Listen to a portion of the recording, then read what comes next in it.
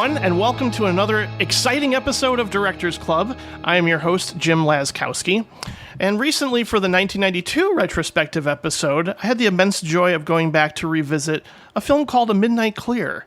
And one of my film critic friends and guests for that episode said, I think this might be Keith Gordon's best work. And, well, I honestly think he's made consistently great work ever since his directorial debut, and he happens to be one of my favorite returning guests, back for a yearly tradition that I always look forward to. He remains one of my favorite filmmakers, actors, cinephiles, an all-around terrific guy and conversationalist that I'm so glad I had the pleasure of connecting with several years ago. I feel blessed, grateful. Welcome back, the one and only Keith Gordon. Wow, that was really nice, and I'm really happy to be here. I love doing these with you. I really enjoy it. And look, I enjoy talking to you, not on podcasts.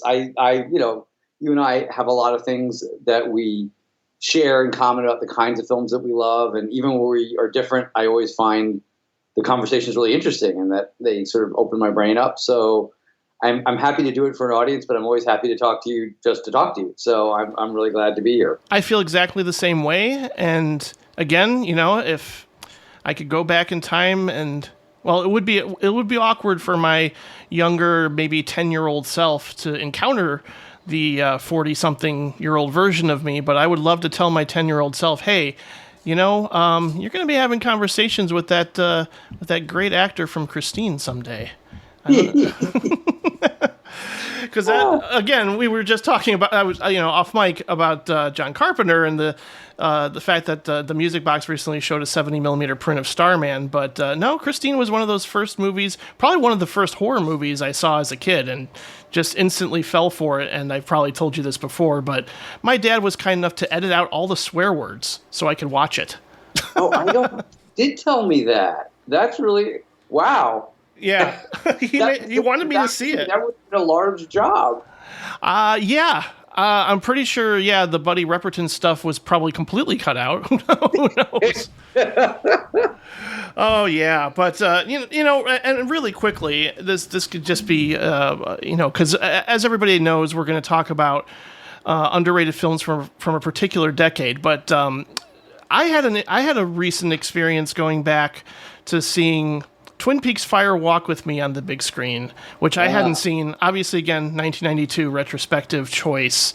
And Sheryl Lee's performance in that should have won every award imaginable. And I don't know why I didn't absolutely love it the first time I saw it, because I am a David Lynch freak. And I'm just curious if you had any memories or stories of working with Sheryl Lee, because I have gone on record in saying you've done one of the better adaptations of Vonnegut I've ever seen with Mother Night. And really, I am so floored by what Sheryl Lee does in Twin Peaks Fire Walk with Me, and seeing that on the big screen again sort of cemented that for me, and just think she's phenomenal. And she's great in Mother Night too. Well, the truth is she's a monster. She's just a horrible human being who uses those. No, she's really one of the sweetest people I've ever met in my life. I'm sure. She's, a wonderful, wonderful actress. And I do think, a kind of criminally underappreciated actress. I think she has, I've worked with a few people like that, Billy Crudup. I mean, it's getting better for him as he's gotten older, but I've worked with a few of these people who are physically gorgeous. So like everybody assumes that their talent is that they're great looking, and it's like, no, they're really great actors who just happen to be great looking. And I do think Sheryl is a brilliant actress, and I completely agree with you about Fire Walk with Me. And she's very brave and very bold and but fun to work with. I mean, she's really inventive, and I haven't talked to her in a while, but we stayed friends after the film. I really dug her. I'm trying to think if there's like some great anecdote. But it wasn't, she's actually pretty quiet and focused on the work. Worked really hard. She went out and found this amazing tutor to help her work on the German accent, and very, very, very specific. Like, I remember that about her. She wanted to be very specific about what part of Germany the accent was from, and what, she was just very dedicated, and yet lovely and happy and kind to the crew, and we were all sort of in love with her. I mean, she was just like one of those people that you were really happy on the day she was working. There's always people like that on a movie where it's like, oh, they're here today. That's so good. And she was definitely one of those people. And it was a super hard role. I mean, in Mother Night. And once again, Nick Nolte got all the attention because he had the really showy role, and it was also a super hard role. But Sheryl was essentially playing two different characters, and yet two different characters who had to be alike enough that that one of the characters could convince somebody deeply in love with her that she was the other character, which is really subtle because it's like, how far do you push it? And she was just great with it, and she could make these tiny little adjustments, and I could say whatever 5% more Helga or what, and she would just do it. And I love her, and I'm really sorry that she hasn't gotten more just acclaim as a great actress and more work as a great actress. Agreed. Because, yeah. I mean, maybe as she gets older, she will too. I mean, certainly like with Billy Crudup, when we did Waking the Dead, he was still struggling against the hot young leading man thing. And now as the years have gone by, he's getting to play more and more consistently, more and more interesting character roles. And I think Sheryl is very much a character actress in a leading woman's body. I think she's really somebody that should be playing all sorts of roles. And I think she got ghettoized by the fact that she was blonde and beautiful. And, so people were like, oh, well, we'll give her like the girlfriend parts. And she actually did a remarkable job, if you look at the body of her work, of doing a lot of things that weren't that, even if it meant taking films that were more, off the radar or smaller things or whatever. She really kind of stuck true to just trying to do really good work on interesting projects instead of capitalizing on, oh, can I get to be a star? But I think I haven't seen her in anything in a little while, which is, I'm realizing, is pretty sad. I guess it was probably just the last season of Twin Peaks: The Return, where she showed up and had a very memorable final moment of that season. True, but I don't know what she was doing around that. I don't know if it took Lynch bringing her back. I mean, I'd have to go look it up, but I don't even know if she's like just gave up on the whole thing. I mean, at a certain point, I'm sure people feel like, oh, screw it. I've worked hard enough at this long enough that if people aren't going to offer me the stuff I deserve to do, why would I keep doing it? Yeah, and I also just mentioned that too because I wanted to sort of incept this into people's brains to track down Mother Night, because it's just again, it's just one of the better adaptations of Vonnegut that I've ever seen, and that's hard to pull off. His writing is very tricky. And a lot of people have attempted to do that, even with a pretty decent Slaughterhouse-5. But yes, I actually really like Slaughterhouse-5, and I think Kurt was really happy with it too. That was one that I think captured a lot of what he was doing as a writer. Yeah. And and really with Mother Night, and I thank you for the kind words, and I'm proud of it. I think a lot of credit on that though also has to go to Bob Whitey, who produced it with me, but he wrote the screenplay. And he was very close to Kurt. In fact, he just had a documentary come out about his 40-year friendship with Kurt. So that because Bob's been primarily a documentarian, and I felt like he did a remarkable job when he wrote the script of capturing Kurt's voice. So then as a director, I could try to find the visual equivalents and but if the writing hadn't been good, you could just so easily screw that up with trying to translate Kurt to the screen. And I think Bob did an amazing job of staying very, very close to what Kurt wrote, but not being a slave to it and being willing to. And Kurt would joke about the fact that he's like, yeah, I actually don't know.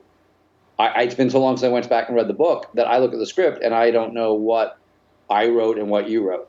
It's Bob. And I think that couldn't have been a bigger compliment, but it's quite true. I mean, Bob invented chunks of that fit in so seamlessly you'd never know it was Kurt or not.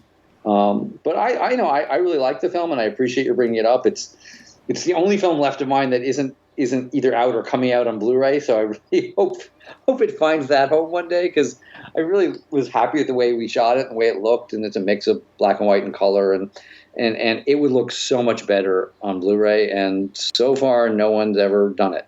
It's kind of been tied up, in a library, a film library.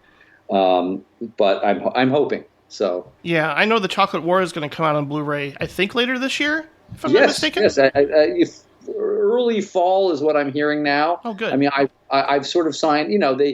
It's always a slow process, and especially since COVID, it's a slower process nowadays. But they got me a copy of the transfer to sign off on, and which I was quite happy with. I mean, it's an older transfer. It's the transfer we did back a few years ago, but I was happy with it at the time, and it was like, yeah, it still looks really good to me, and I feel like it gains a lot. That film is so visually dark. Intentionally, we were trying to we were really trying to get this kind of super dark, moody feel with a lot of it, and DVD just didn't handle that well. It got a little bit artifacty and strange and Black Crush looking, and so seeing it at a higher resolution, it definitely was like, oh, right, that's what it looked like when we shot it. So I'm happy that it's finally finding its way to being out there. Yeah, and it's a killer soundtrack. Your needle drops are just impeccable in that film, and I almost feel like with your taste in music, we could do a whole separate podcast of our favorite needle drops in movies. Oh, that'd be fun. We should do that sometime. Yeah, that'd be fun. That would be fun, because I just want to hear your thoughts on music too. Because again, when I saw that film and heard the soundtrack, I was like, geez, this just sounds like a mixtape I made for somebody. Well, it's funny because when I was falling in love with movies, two of my biggest influences were Scorsese and Kubrick, both of whom used a lot of source music. Sure. Often in lieu of any score at all. So I wanted to do that too, because I thought that was so cool and worked so well. So that's always been part of my mentality, because those are the heroes I grew up, and we all, whatever you do, you have people that you look at and go, oh, I want to do this the way they do it. And so that was a huge influence on me. I would go to their movies and be amazed by how they made music that wasn't designed for the film work so well for the film. And I really like that. I actually think needle drops done well, I feel like adds so much, because the very fact it wasn't designed for the film, and there's that slight tension between the music having its own identity and yet being part of the movie. I think when that works, it works great. It works better than any score. And when it doesn't work, it can be really clunky and embarrassing. We've all had those moments too. Oh, for sure. And I know a lot of people cite, Tarantino and Paul Thomas Anderson as being masters of that as well, and rightfully so.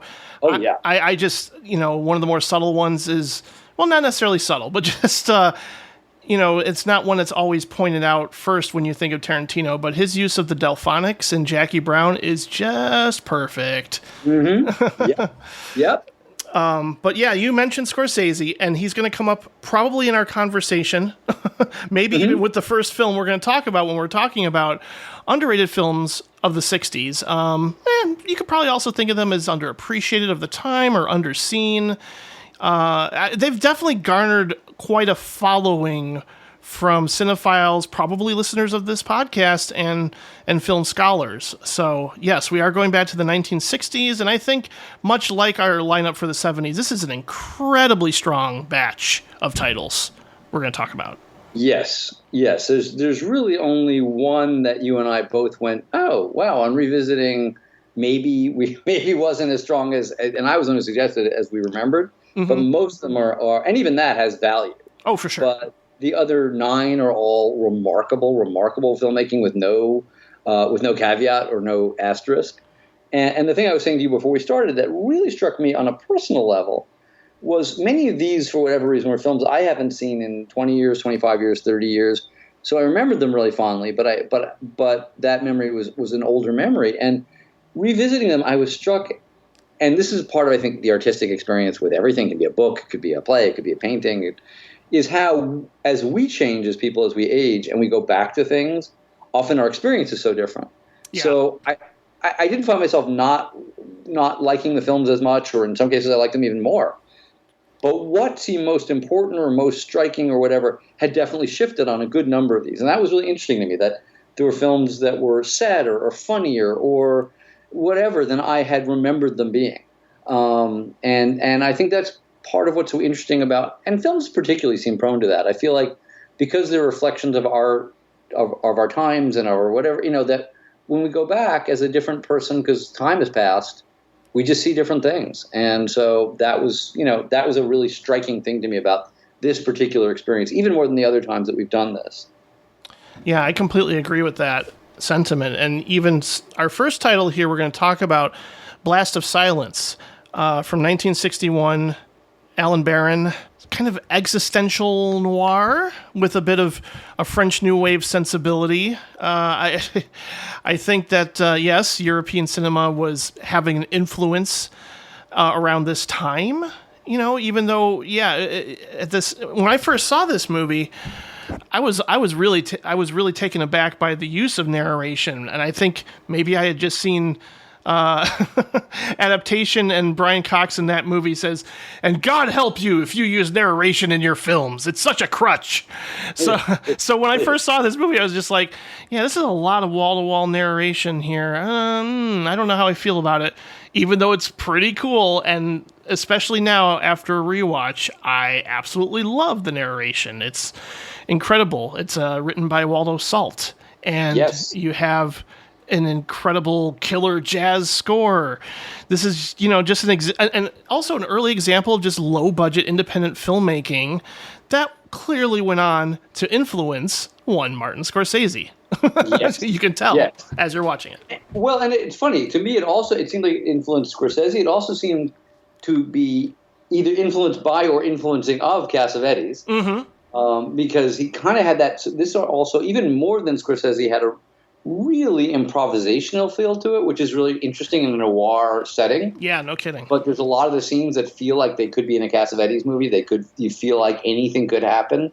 And the actors could sort of go off in any direction, which is it was just an interesting marriage of that style to what's normally a very stringently controlled sort of storytelling in terms of noir. And, so it was very striking for that to me. I also, the thing about the narration that makes it for me so interesting is that a kind of narration that we almost never hear, which is second person narration. Yes, good point. All the narration is you feel this, you see this, you sense danger. And there's something very arresting about it. I mean, it's arresting because we're not used to it, but also it subtly, or maybe not so subtly, puts you inside you are the main character in a way. Yes. When the film is telling you, you do this, you feel this, there's something about that I think screws with your head a little bit while you're watching it in a really interesting way. And I liked it. And it's not something I remember seeing ever in another film. I'm sure somebody's done it. Everybody's done things more than, everything's been used more than once. But it's the only film I can remember that uses second-person narration very intentionally and very heavily. Yeah, that's a good call. I'd have to look up and see when and if that has been used before. I'm sure, people know right off the top of their heads. But, yeah, I think I first saw this and I was just like, this is really, just off in this really interesting way, and probably because it was improvised, maybe I was expecting something a little more controlled, having seen, the Fritz Lang world of noir and stuff like that.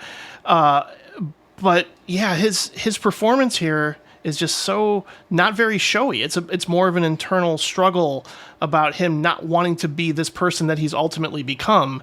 Yes. And whether it's due to being isolated for so long, or he's just conditioned to be a hitman, or a little bit of both, you really, the narration really puts you in his mindset in a way that gets you really involved and actually on edge when he's confronted by Big Ralph in that bathroom, Yes. And it's funny because for all of it, I think you really nailed something too, is that it's so low key for a movie about violence and hitman, and it's his performance, but the whole feel of it has a kind of almost quietly depressed feeling to it. Yeah. Like it's a noir, thriller, but it's really not pushing for the thrills. It's really pushing for a quieter exploration of this guy's soul, which is really interesting. The action that is in it exists to. I mean, this is one of those films where I feel like the plot exists to examine the character, not the character exists to further the plot. And I think that's a really interesting thing when you see pieces where, yes, there's plot, but the plot's there so you can get inside this person's head.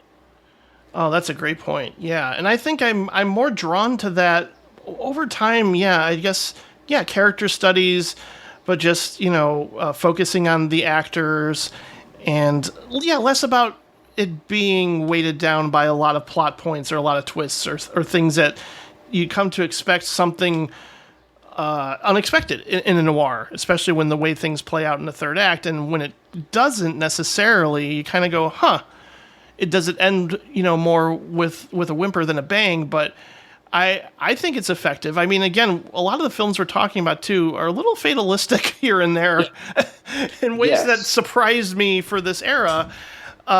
And yeah, the way this ends, I think they were actually filming during like a crazy hurricane or something. At least the way things start out when he's walking on that beach. There's definitely weather going on. Oh yeah. And it adds to, I mean, I'm just looking, I have I have my little notes that I take while I'm watching it. And one of the things I wrote was that how effectively depressing the photography is. Mm-hmm. Like, it's beautiful in the way it's shot. And it's very stark. But, lots of films are beautiful and stark. But there's something about this beautiful and stark that really created a mood for me. It, again, was more about the emotion than it was about tension. Like, often in noir, the shadows and everything are all about, ooh, it's scary. What's in those shadows? Yeah. And there are touches of that. But it really felt moody to me, the way the darkness of it didn't feel so much about what's going to jump out of the dark places. It's like, no, you're already inside this guy's dark places. Yeah, and the fight he has with Big Ralph is really messy. Like, the confrontation they have does feel like it is exactly how it would play out in real life, as opposed to being really staged and choreographed. And I just think that whole sequence is beautifully shot. The whole movie is. And yeah, I'm not sure why it was like, it was pretty great. Not one of my favorites when I first saw it, but the more I see it, the more I'm like, wow, this is actually kind of a masterpiece, really. Well, and that's a thing that I was saying too, is that, things just evolve when you go back to them. Mm-hmm. And that's what's cool about art, I mean, there's so many, I don't know, books that I've reread, at age 55 that I didn't get when I was 25, or things that when I was 25 I thought were masterpieces that now at 60 I'm like going, eh. I mean, it's just, and that's really, I think, one of the best things about art is that it sort of evolves as we evolve. It's not a fixed point. I really think art is an interaction between the audience and the piece of art. So even if the art hasn't changed, you have. So it's going to be a new experience. And I've definitely had that thing you're describing with films where I like them, and then I see them again later, like, how could I only have liked that? That's amazing. And I think some of that, that is, as you get older, you appreciate more things. You understand more things. Things speak more deeply to you. I had that, and we'll get it as we go through it, but a couple of these films I definitely found affected me on a more emotional level. Some of these were films that I really thought, oh, that was cool the way they were shot, or it was, and then now it's like, no, this is really moving. But I was too young, I think, with some of them to appreciate the loss or sadness that they carry.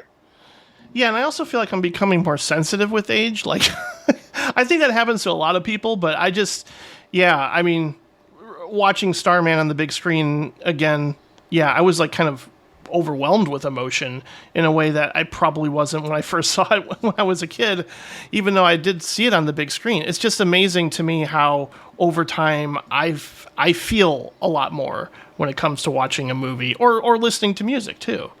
So.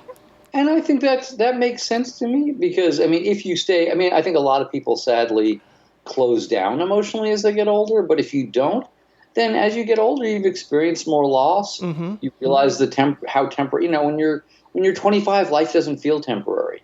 You kind of feel like you're going to live forever, and, regrets and things like that don't feel the same. I mean, you might have regrets in love that are so powerful, but the older you get and the more you go, oh, my time is limited, the more you really can reflect on, life is full of sadnesses and losses and people you loved who aren't here anymore, or things that you dreamed of that you didn't achieve, and you have to go, you know what, that's never going to happen. I had these dreams, and, I'm old enough that that's probably not going to be real.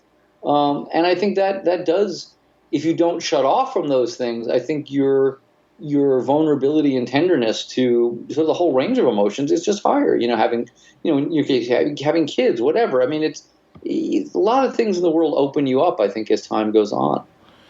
Oh, yeah, again, eloquently put. as I struggle to say that. Eloquently put. It's a hard word to say sometimes. But you mentioned kids, so let's move on to The Innocents. What a good segue. Woohoo! Yeah. Wow. Yeah. Very cool. Oh boy, Deborah Kerr in The Innocents, a movie I'm dying to see on a big screen. It is one of the most gorgeously shot films maybe ever. And yeah, watching even just the Criterion Blu-ray, I'm kind of floored by not just the cinematography, but the impeccable sound design, the choices throughout this film really is unnerving in ways that clearly, again, influence so many filmmakers to come when it comes to the horror genre, and how it plays more psychologically than let's do jump scares. I think that's what's really important. And obviously, this is based on Henry James's Turn of the Screw, and I know Mike Flanagan did a miniseries fairly recently that covers the same territory. But I haven't seen that yet, and I've been kind of interested in catching up with it now that I've just rewatched The Innocents, and also proclaim it now as one of my favorite horror films, one of my favorite haunted house films, maybe ever, I think. It should be right up there with The Haunting when people talk about this era of horror filmmaking, for sure. Well, it's funny because for me, I've always been even loath to actually call it a horror film, because it really feels more like a psychological thriller. Sure. I mean, there are some horror tropes within it and horror setups within it, but it's really about psychology, and it's really about what's going on inside this woman's brain, much more than traditionally we think of horror as being. That's one of the things I like so much about it. This is one of those movies I've loved. I saw it when I was a kid, and I've loved it ever since, and it has not changed that much for me because I keep going back and seeing it and going, still love it. But it's funny. I've never found it really scary. I find it disturbing. Yeah, unnerving. It's scary. Yeah. It's like, and it actually was something I thought runs through again a lot of the films we're going to be talking about today. I found Blast of Silence disturbing. And I definitely, The Innocents to me is a disturbing and thought-provoking movie, and it does feel uneasy to watch it, but it's not, in a world where people have grown up on jump scares and blood and gore, it's not scary in that way. It's the inference that's really deeply creepy, and the sexual inference with the kids, which was really ahead of its time and is pretty out there, and again very disturbing. I mean, that there's this kind of strange relationship between Deborah Kerr and that kid, that boy, where nothing happens, and it's why it's brilliant. Nothing we actually see, but there's certainly a sexual energy between her and this little boy who may or may not be the soul carrying the soul of an adult man. It's really just feels wrong in a really good way. Oh, and that dream sequence too. I mean, this whole movie, it's about a mental collapse of sorts. It's about neuroses. It's about, just kind of forbidden desires, perhaps, or at least just the fact that she's experiencing all this while among children is very off-putting. It's really, again, I use the word unnerving quite a bit because I felt that way, and I felt that throughout, and also just kind of marveling at the compositions and just, certain shots of just when that figure of him appears in the window. Maybe I wouldn't necessarily lump this in as a horror film maybe along the lines of something like Rosemary's Baby, but still. Yes, the more in that kind of, and I think most people would say it's horror. It's just, to me, I think horror became such a cliche that I tend to think of movies like this as psychological thrillers, even if they're supernatural elements, or in this case, one of the great things of the film is it's the question marks around the supernatural. What is and isn't going on is kind of the point of the movie. Is like, what's in her head, what isn't in her head, and there have been plenty of films that have played with that. Is is this subjective or objective? But this just does it incredibly well, and in a way where it's really disturbing either way. Like if she's making up 90% of this or only making up 10% of it, it's really disturbing. Oh, that kiss! That kiss. Oof. Oh yeah. Yeah. Oh, it's just bleh. God, it's great that way, and the imagery, you're right, is so beautiful. It's very specific. It's not just beautiful, but it's unlike, again, other films in that genre. It's much closer. I mean, the cinematography reminded me of Citizen Kane. It's that kind of really deep focus kind of thing, which is so interesting, where you've got somebody's face very large in the foreground and somebody far away in the background, and they're both very sharp. And it's a disturbing style of cinematography, but it's not one that I think of when I think of either horror or thrillers that often. I mean, horrors and thrillers often seem to rely on shallow focus. They seem to rely on, I can't really see what's back there, or I can't, and keeping figures very isolated in the frame. So to have a film where it's all about various literal levels of reality, there's somebody's 30 feet away from the camera, somebody else is 2 feet away from a camera, and yet they manage to light it and shoot it in a way where they're both sharp, is really interesting, because it kind of goes with that theme of, well, what reality are we watching here? And there's also something about when you see somebody's face in the foreground and then somebody far away in the background, that sort of implies that the far away person is in the head of the person close up to you. Yeah. It's not literal, but it kind of has that implication, as if you're seeing their memory in the same shot. And it wasn't something I had thought about before, but watching it this time, I thought, yeah, that's not a style I can think of many horror films using. And they use it very consistently. It's the whole film is shot with this very sort of deep focus feeling that I think is just both gorgeous and effective. Yeah, there's like a kind of like a displaced subjectivity going on when she's looking in windows. Obviously you can think of it as a reflective surface and a mirroring of her psychosis and things like that. And wondering, yes, is what she's experiencing really happening, or is it all in her head? Is this a situation? Is this isolation creating these feelings in her? Again, like two movies in a row, I'm thinking a lot of movies, or a lot of favorite movies, are kind of about lonely people not knowing how to function in certain situations like this. Yes, she has some people around her, including kids, but she's clearly have gone through something, and that ending leaves a lot of questions, and we'll have that again later on with other films too. But I think it's hard. I mean, some of these films are hard to talk about without being really spoiler heavy. I mean, that it's tricky, because a lot of these films end up in places that you don't expect, and it's doing a disservice to people who might not have seen them to give away too much of that. But it's interesting, because a lot of these movies, you end up somewhere and go, wow, okay, didn't realize I was going to end up there. Right. No, exactly. And I know, I think Clayton actually, sort of adapted this maybe from a play. And that was, on stage, more of a creaky melodrama that actually did feature ghosts grasping characters at certain points and sort of spelling it out more in a way that I think wouldn't work. And he decided to hire Truman Capote to adapt the screenplay, maybe make it a little bit more subtle and suggestive. And certainly the ambiguous ending is one that's going to haunt you. Oh, yeah. No, I've noticed that a few of these films, one of the things that to me is always a signal that I have a connection to a movie is something very visceral. It's sort of that hair on the back of your neck feeling. I tend to feel it, though, in my jaw and my arms. It's kind of a goosebumpy, shivery sensation, along with a feeling of kind of unexplained emotion underneath. It means I'm really like being disturbed by, but also deeply into the film.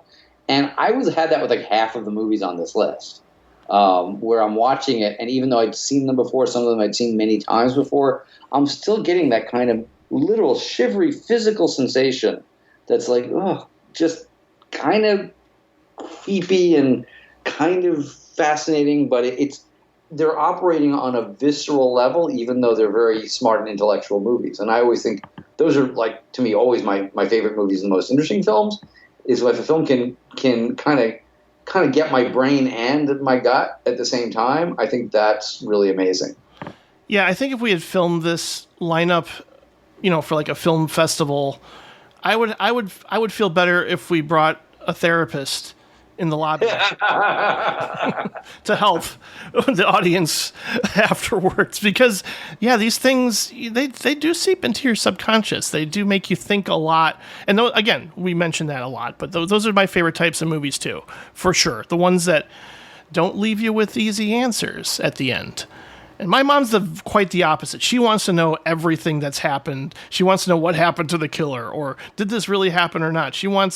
I think she practically wants a psychiatrist at the end of Psycho explaining everything. Well, and look, I think that's a very understandable human want. Sure. I think the frustration of that, though, is often what makes for great art. Mm-hmm. Like, I think the fact that it is frustrating not to have answers is what makes something haunting. We all, on some very primal, young level, want somebody to say, "Here's what it is. She's crazy, or she's not crazy, or this incident is." I think wanting that is what makes not getting it effective.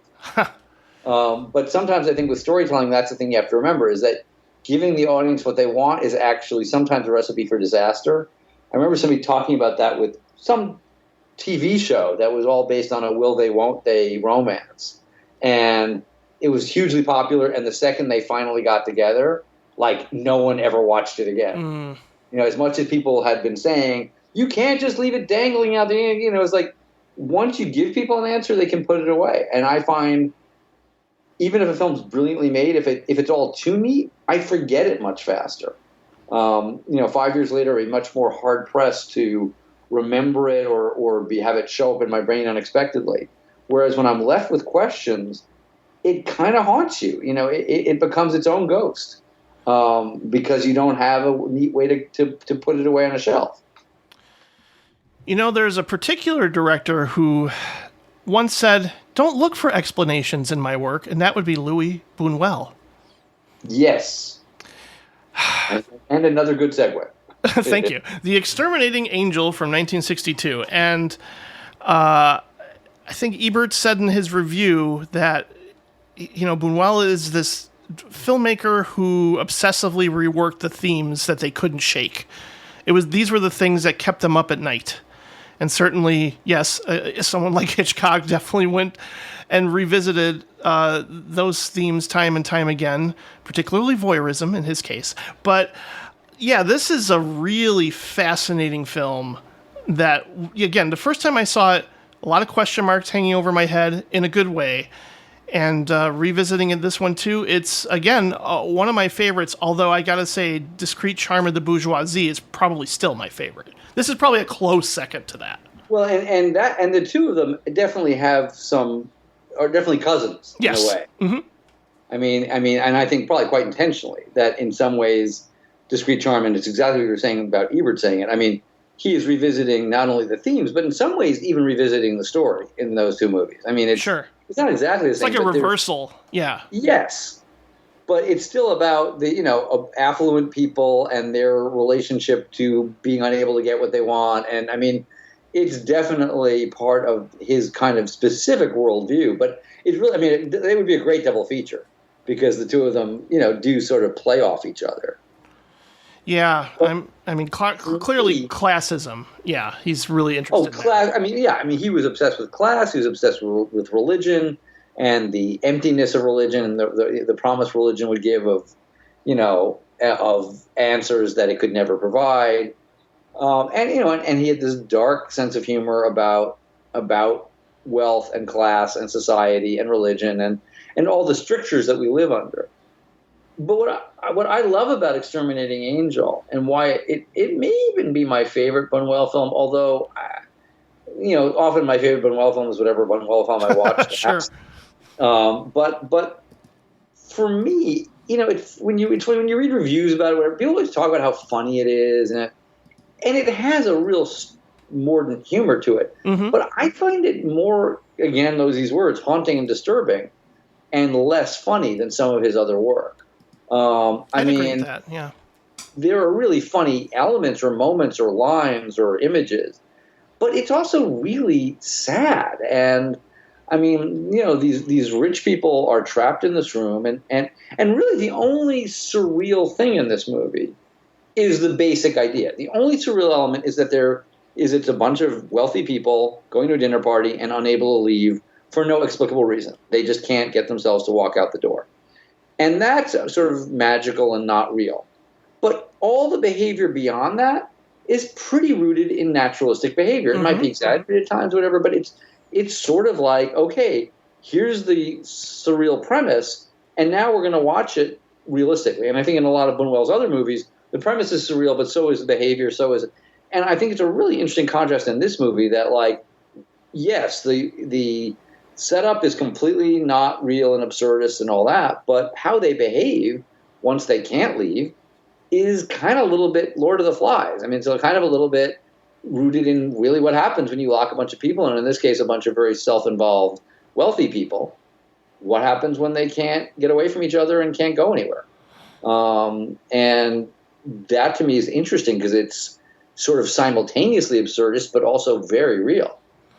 It's funny, in my notes, I wrote down Lord of the Flies campfire at one point when they're setting up a fire in this luxurious setting. It's hard not to think of that. I also thought of I probably thought this when I first saw Darren Aronofsky's Mother not too long ago. I probably cited Buñuel when I was talking about it, just because like everything takes place in this one contained environment and chaos is happening all around and society is breaking down within this one place. Those types of scenarios really get to me. I don't have like a lot of phobias, but the idea of being trapped and not being able to leave something really gets to me. Really, yeah. That's actually, I would not have thought of the Mother thing, but the second you said it, I was like, oh yeah. I mean, they're very different in style, but in terms of that claustrophobic breaking down of reality in an enclosed place, there's definitely a kinship there. Oh, for sure. And I know some have cited this as like a critique of the post-Spanish Civil War rise in elitism, but I'm not as familiar with the historical side of things or, that context that he probably infused into this. I mean, you also mentioned religion and clearly how this movie ends. You can't help but laugh a little bit at the idea of sheep running into a church. Yes. And that's just, Buñuel is going to be Buñuel, and I accept that. But you're right in saying that there is a lot of sadness here in the fact that some of these people's behaviors, you see them, again, we probably will mention this in other films too, people having breakdowns and losing their identity and losing their sense of self is in of itself very sad to witness, even if these are bourgeois, privileged partygoers, And what's masterful is he does keep a sense of humor. I mean, right. Because I think it would have been a terrible mistake to have gone full tilt drama. I mean, he still is always, Buñuel is always giving a playful wink. He's always, but he's sort of taking two seemingly paradoxically incompatible things, which is this very steely-eyed look at the darkness of the human soul, and then he's also kind of smiling and winking and nudging you in the ribs at the same time. And it's, in this film, to me particularly, like, it's amazing that he juggles both of those at once. Yeah. And somehow you can really sense the sadness and what wealth does to people and what status does to people and how these people have disconnected from their own humanity and all these very serious things, and yet just keep it funny enough and light enough that it doesn't feel good for you. It doesn't feel like I'm lecturing you about all these things. I'm just showing you these interesting, weird characters.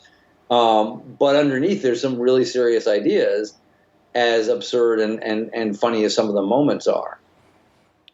No, I agree completely with that. I mean, part of me wants to interpret this on on a Charlie Kaufman level of Buñuel is playing God in this scenario, and he's channeling his anger at all these characters by not allowing them to leave the film. Kind of like, what Chuck Jones did with that Daffy Duck cartoon, just manipulating his creation because he knows he can.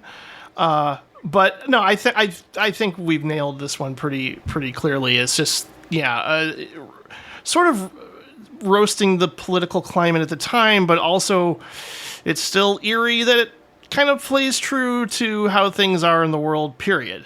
Not just of its time, I think. No, oh, absolutely. No, and in fact, one of the interesting things about it is he actually shot it in Mexico, but it definitely feels like it's about Europe. Right. I mean, Mexico doesn't really have some of that history of the same sort of history of an established upper class and, it's kind of gigantic ancient houses. And so it was funny because it was during that Mexican period where he mostly was working there. But, I didn't realize that until watching it this time and then trying to read a little about it. I just assumed it was shot in Spain because it definitely feels like it's much more about a certain old European money decadence than it is about a new world form of decadence. Yeah, and I definitely want to see more Buñuel. I think I've only seen 4 of his movies, and this just, when you watch one of his movies, you kind of want to explore it and see these themes redone in different ways throughout his career. He's definitely one director I'm going to cover on this podcast, which I'm surprised I haven't yet. This is a masterpiece too. It's remarkable in that he's so damn entertaining, and yet at the same time so full of ideas and thought, and but he's very devilish, he's very playful, and his range is spectacular. I mean, I just rewatched Los Olvidados, the Damned, his film from 1950, which is flat out neo-realistic drama. Nothing weird, nothing. I mean, it is just like, there's 1 or 2 dream sequences, but the film itself is this gritty, realistic street drama. And just realizing that's the same guy as was then, not that many years later, making Discreet Charm of the Bourgeoisie or Obscure Object of Desire, or it's really amazing. More than most directors, he had an incredible range of tones, and especially given, as everybody does point out correctly, he had a lot of obsessive things within his movies. I mean, mistrust of religion or whatever, but how that was expressed over the course of his career was just remarkable in its breadth of ways of approaching those ideas. Yeah, and managing to retain a visceral intensity at times, and these what these characters experience and their personal anxieties, you actually do feel for them as opposed to demonize them, Which is a really good point, because it would have been very easy to turn them just into cartoons. Right. Which would have just worn out its welcome, I think. You would have gotten it, and you would have gone, yeah, they're shallow and venal, and, and yet, if that was all they were, you'd get it. You'd say, okay, got it. Don't need to finish the rest of it. But because these people still have humanity, and they're trying to find ways to reconnect or cover up or deal with that humanity, it does mean you can sort of despise them in a way and identify with them at the same time, which is always really interesting.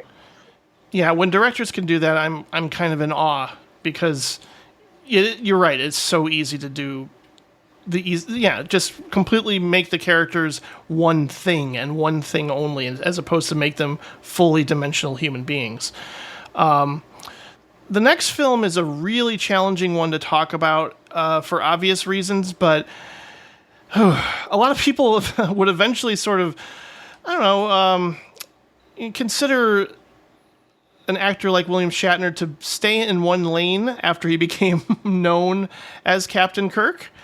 But he's had some interesting performances here and there, and I'm not sure if there's ever been a more chilling performance that he's given than in The Intruder from 1962, a film by Roger Corman. Which blew my mind. I'm sure.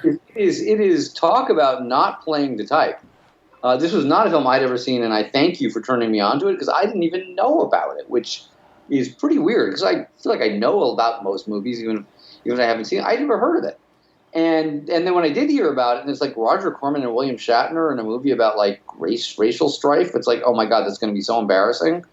And it ain't. It's powerful and honest and political and complicated, and like has nothing to do with exploitation or any of the things that we associate with Corman. Mm-hmm.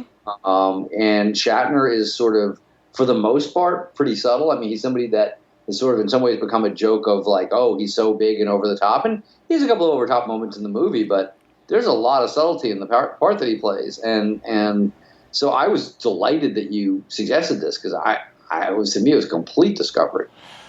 Well, it was for me too when I was exploring, the films that Roger Corman had made, because this really stood out, like you mentioned, and was completely unexpected for me. And yet there was a downside to his ambition to create this socially relevant and provocative film, because even at just a cost of like $80,000, it lost money. And it was the first and maybe only Corman film to do so. No one wanted to distribute it.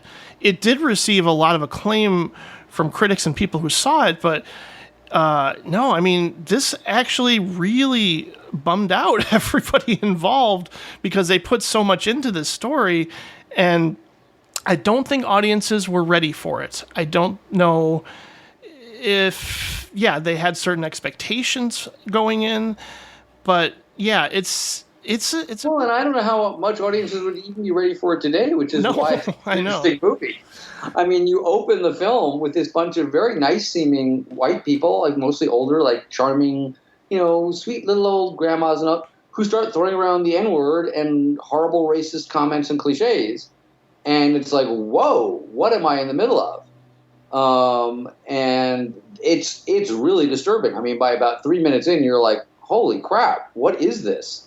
And it's probably what it is a very honest portrait of a level of racism and anger and hatred that was very much a part of the South. Well, it's been part of American history in general, South history in particular. And this was around the moment of forced integration of schools. And it brought out a lot of the worst of people that they normally might keep a tiny bit hidden. And at this point in this town, it's no longer even trying to be hidden. And it's really disturbing, because it's the casual racism. Like, we've all seen lots of Hollywood movies where there's the bad racist Southern. Mm-hmm. This is a movie where it's the town, and it's the sweet little old lady who owns the supermarket. And it's, and that, I think, is an honesty about America that you don't see even now in movies very much. We really like to unintentionally make a pun, segregate racists. We like, oh, they're the really horrible, big, tough-looking guy, who is the one bad guy in town. As opposed to, no, it's kind of like everybody in town. Yeah. And that, I think, is a very unusual thing in an American film. Yeah, it treats racism as this virus that has completely infected this entire community in town.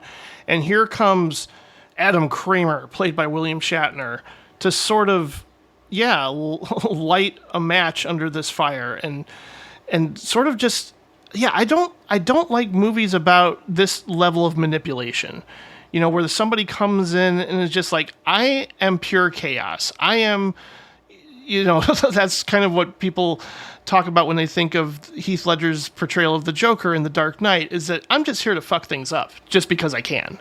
Right. And that just automatically sends chills down my spine. His performances in this was completely unexpected and horrible and disturbing on so many levels.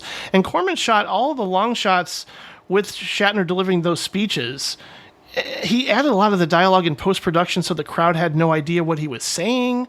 I mean, so there's like this weird disconnect at times. He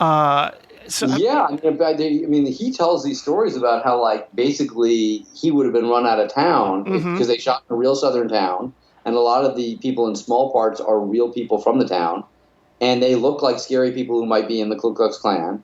And so he basically created a false movie so that he could make the movie and not get killed. And so, he would dub in speeches for Shatner later, and you see why when you see it, because it's really out there. I mean, one thing that bothered me a bit, I was torn. At times I liked it, at times I didn't. There's tremendous ambiguity about what Shatner's trying to accomplish. And while I'm normally a fan of ambiguity, I did feel like in this case, I wish I had a little more insight into beyond just I want to create chaos. Mm-hmm. Because unlike the Joker, he seems like a very real human being. And it seems like he's come to this town with a very real agenda. But given that the town is already violently racist and seems, like it's not his fault the town's racist. The town's racist. I wished I had a little more sense of, he clearly wants to accumulate power. He clearly wants to put himself in that position of, but I wasn't quite sure watching the film to what end. Right. And I think even a character asks him outright maybe later on, like what is the point to doing this? Maybe, but I don't think there really is that answer. Yeah, and normally that doesn't bother me. Normally I love that ambiguity. In this case, it at moments felt like a cop out to me, although at other moments it felt like, oh, that's just what makes it interesting. But I also felt a little bit towards the end that the film was leaning a little bit more on the, oh, Shatner's the problem, not the town. And what I loved for a lot of it was, no, the problem's the town. Shatner happens to be there to exploit it, but this town, this town had cross burnings and people throwing around the N-word, and it was completely segregated and had racial violence. All that was there before Shatner got there. Right. He tries to focus it. But I feel like towards the end of the movie, there's a little bit of a feeling of, oh, it's Shatner's fault. And I felt like, oh, don't go there, because you've been so brave, and don't turn it into the more traditional, he's the problem. Because for 2/3 of the movie, certainly it's very clear that he ain't the problem. He's just profiting from the problem. I think that you're right. There is kind of a conflicting message there towards the end.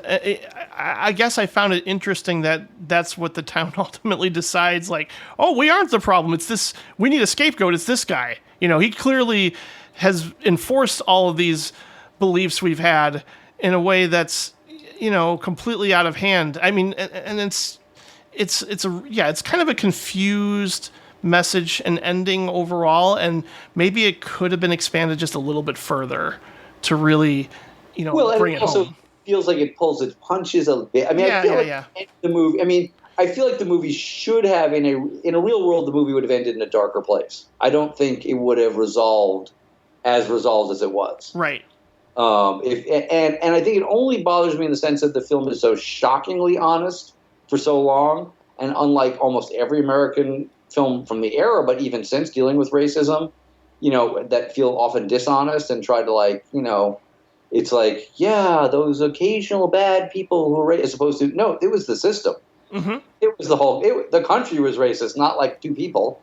It was like, and so to see a film that was so bold, I felt a little frustrated by the ending, but I do think you raise a very interesting point. And when I hadn't thought of it, makes me want to go back and look at the film again, which is some of that the town trying to put off its own guilt on this stranger. That's what I'm thinking. But if the town is doing it and not the film, I actually feel very differently about it, because that to me is very interesting. Yeah, I don't know if the film supports that or not. It could be, again, me projecting a little bit, or at least hoping that's the case. But yeah, it's again one of those visceral experiences where you just feel completely uncomfortable throughout the whole film, in a way that's also incredibly sad, because this still happens. And I've seen it.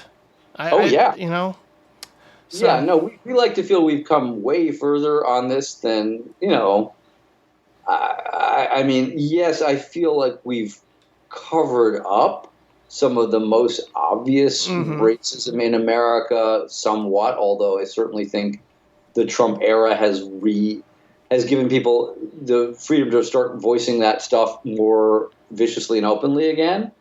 But I don't think the underlying obsession with making people of color the other and the threat and the problem has ever gone away in America. And I think it's a big part of our history and how our culture, what it grew out of. I mean, you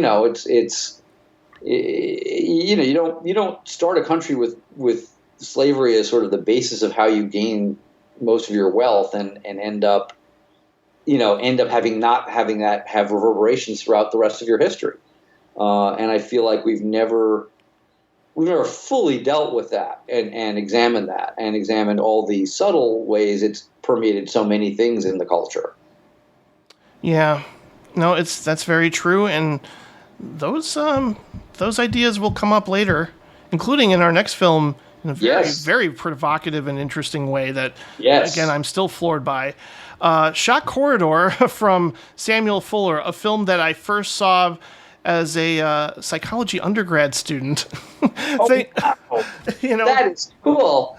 sort of thinking like, all right, I guess I have to analyze the portrayal of mental health in this and the institution that he's in, as opposed to looking at it as like a B picture, because Samuel Fuller was kind of known for doing those types of stories here. And there are moments of that where it's like, yeah, this feels kind of, exploitive and creepy and wrong in some ways. I think it can feel cheesy in moments, Yeah. and It's but what, that's kind it's of what I'm Fuller's conflicted about. genius. A little conflicted about more, despite, yes, I do love it. Yeah. Well, I think part of what Fuller does, kind of, Gene, is he is making a B movie. It's lurid. It's it's the plot is really clunky and obvious, and we've seen it a million times before. In sense, newsman goes undercover in dangerous situation. I mean, that's been done 8 trillion times. Ace in the Hole, which we could always talk about for another decade. Yes, great film. Yeah. But what Fuller does, there are two things he does, I think, that make this into like a minor classic. One is that he has a sense of humor about the fact that he's making a lurid B movie, and doesn't, like he knows how over the top some of this is. When you've got the main character stumbling, who's like a reporter pretending to be crazy, stumbling into a room full of attractive young women who all start closing in on him like lionesses hunting a kill, and we hear the voiceover in the soundtrack going, "Nymphos." It's funny. I mean, you can't tell me for a second that Fuller, who's a really smart guy, didn't know how completely over the top and goddamn funny that is. I mean, it's sort of announcing this is a B movie. We're not. Yeah, I'm gonna side on the fact that I think people today will look at that and find it troublesome. I don't know. I see the humor, and perhaps rightly so. I mean, it is. I mean, the whole idea of that was a thing that women were, although it was starting to fade already by the early 60s, but it was still there. But the idea that, women who liked sex were mentally ill, and that nymphomania was this term thrown around for, and the idea that, but the way it's played out in this movie, where it's so funny and it's being so literal that they're literally attacking him and essentially, ripping his clothes off. I think even in 63, that would have been seen, I think. I mean, I was 2 years old in 63, so what do I know? But I can only imagine that would have been seen as somewhat ridiculously over the top, even at the time. I could be wrong, but so you've got that side of it. And then you've got the fact that he's, while the plot and all that stuff is cliche, and the specifics and the detail with which he examines those cliches are so brilliant and cool and political. And yes, tie into the last film, there's a lot of stuff about racism in the movie. There's a lot of, it's, he takes this very kind of, he takes a B movie and he makes it about a lot of important things and makes it really thought-provoking while it's still being a B movie. Yeah. I mean, all the characters here are wild and outlandish in ways that, I could see some people, especially through today's lens, going, yeah, I mean, this isn't the best portrayal of people who are experiencing psychosis. And I sort of filter that through my own lens and go, well, yeah, it was a different time and this film was made during that time. And to me, it can feel like tonal whiplash in ways that can make you cringe, but I still think the overall effect is very strong. I mean, the Harry Rhodes in the role of Trent, the white supremacist that happens to be black, all of those scenes are incredible. That's the one that really, I think, stands out. Yeah. It's full of amazing things, but the sequence where there's this young black man who's been so traumatized by his experiences with racism that he kind of basically has the psychosis that he is a white member of the Ku Klux Klan is pretty potent stuff. And again, just like with The Intruder, it's still pretty potent stuff. Yes. It's not like, when he starts talking about his feelings and it's not like, oh yeah, that was another time and place. It's like, holy crap, this is like completely relevant right now. And And the film has a lot of things like that. Whether it's the atom bomb scientist who, it's all these people who faced this kind of trauma of what's wrong with society, trying to escape. And that's a pretty sophisticated idea in a movie that pretends to be, the bottom half of a double bill at your local drive-in. Yeah, and I think, rather than leaving the audience with any sort of concrete conclusion, he sort of insinuates this like cyclical nature of systems in place, and that could include just the way that environment is set up, and it doesn't necessarily allow for people to get better. It just sort of allows them to cope with who they are in a way, even if they're still unwell for the most part. I think it's it's kind of a challenging ending once again. I mean, there's also those sequences too that are a little off, those fantasy sequences that are shot in color and they look like stock footage. Yes. That's kind of like, that's a little jarring to just throw in there here and there.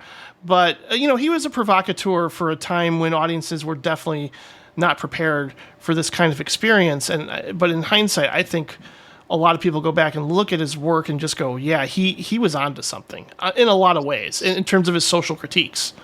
So his social critiques and his filmmaking style. I don't know that the black and white color thing completely works. I think I read somewhere that was actually footage that he had taken, but not for the intention of use of this in this film, from his own travels, and that he basically thought it would be cool to then use it as like sort of a way of being inside people's heads. That, but I don't know that completely works, but it's certainly bold.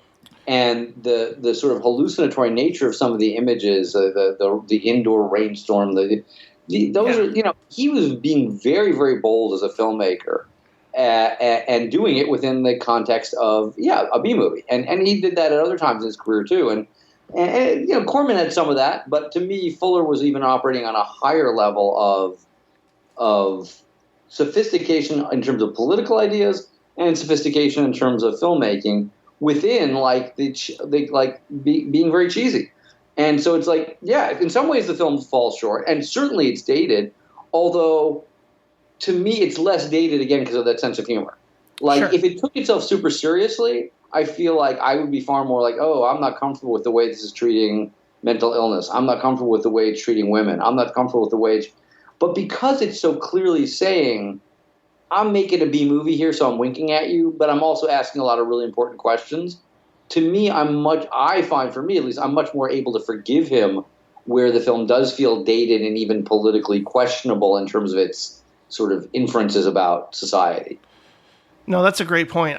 Again, like sometimes I feel like some movies you feel like you're in a bumper car, and it's just like, ooh, this is a lot to take when you have different. Yeah, you have the dark humor mixing in with the political subtext or whatever, and you kind of want it to just be consistent, but not all films are, because hey, life isn't consistent, and you have different feelings at different times. But this one is always stuck out to me as being a clear influence for a film that I absolutely love more and more, and it's Martin Scorsese's Shutter Island. I absolutely adore that film, and it's a film that a lot of people kind of go, doesn't quite work for me. But another film about trauma and how somebody who's dealing with it. And I know that Scorsese was a huge Fuller fan, so I'm sure that was had an influence. Oh, I'm sure. Yeah, I think there's even an indoor rain sequence moment in Shutter Island. Actually, yeah. Yeah. No, that's turned into one of my favorites over the years. So we got to get to one that we're a little mixed on. Yes. More than this than was most. My fault because I remembered it differently than this was like literally like seeing it 35, 40 years later and going, oh. Yeah, not what I remembered completely.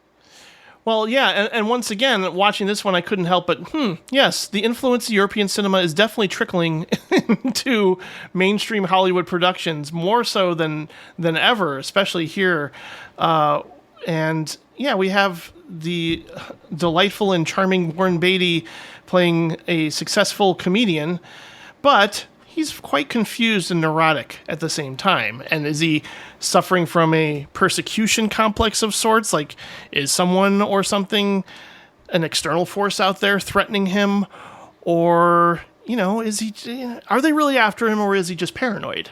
That's kind of what the whole film Yes. is circling around. But I think this is a fascinating film that doesn't. Oh, by the way, just you should just probably identify, because I don't think we ever actually said. Mickey won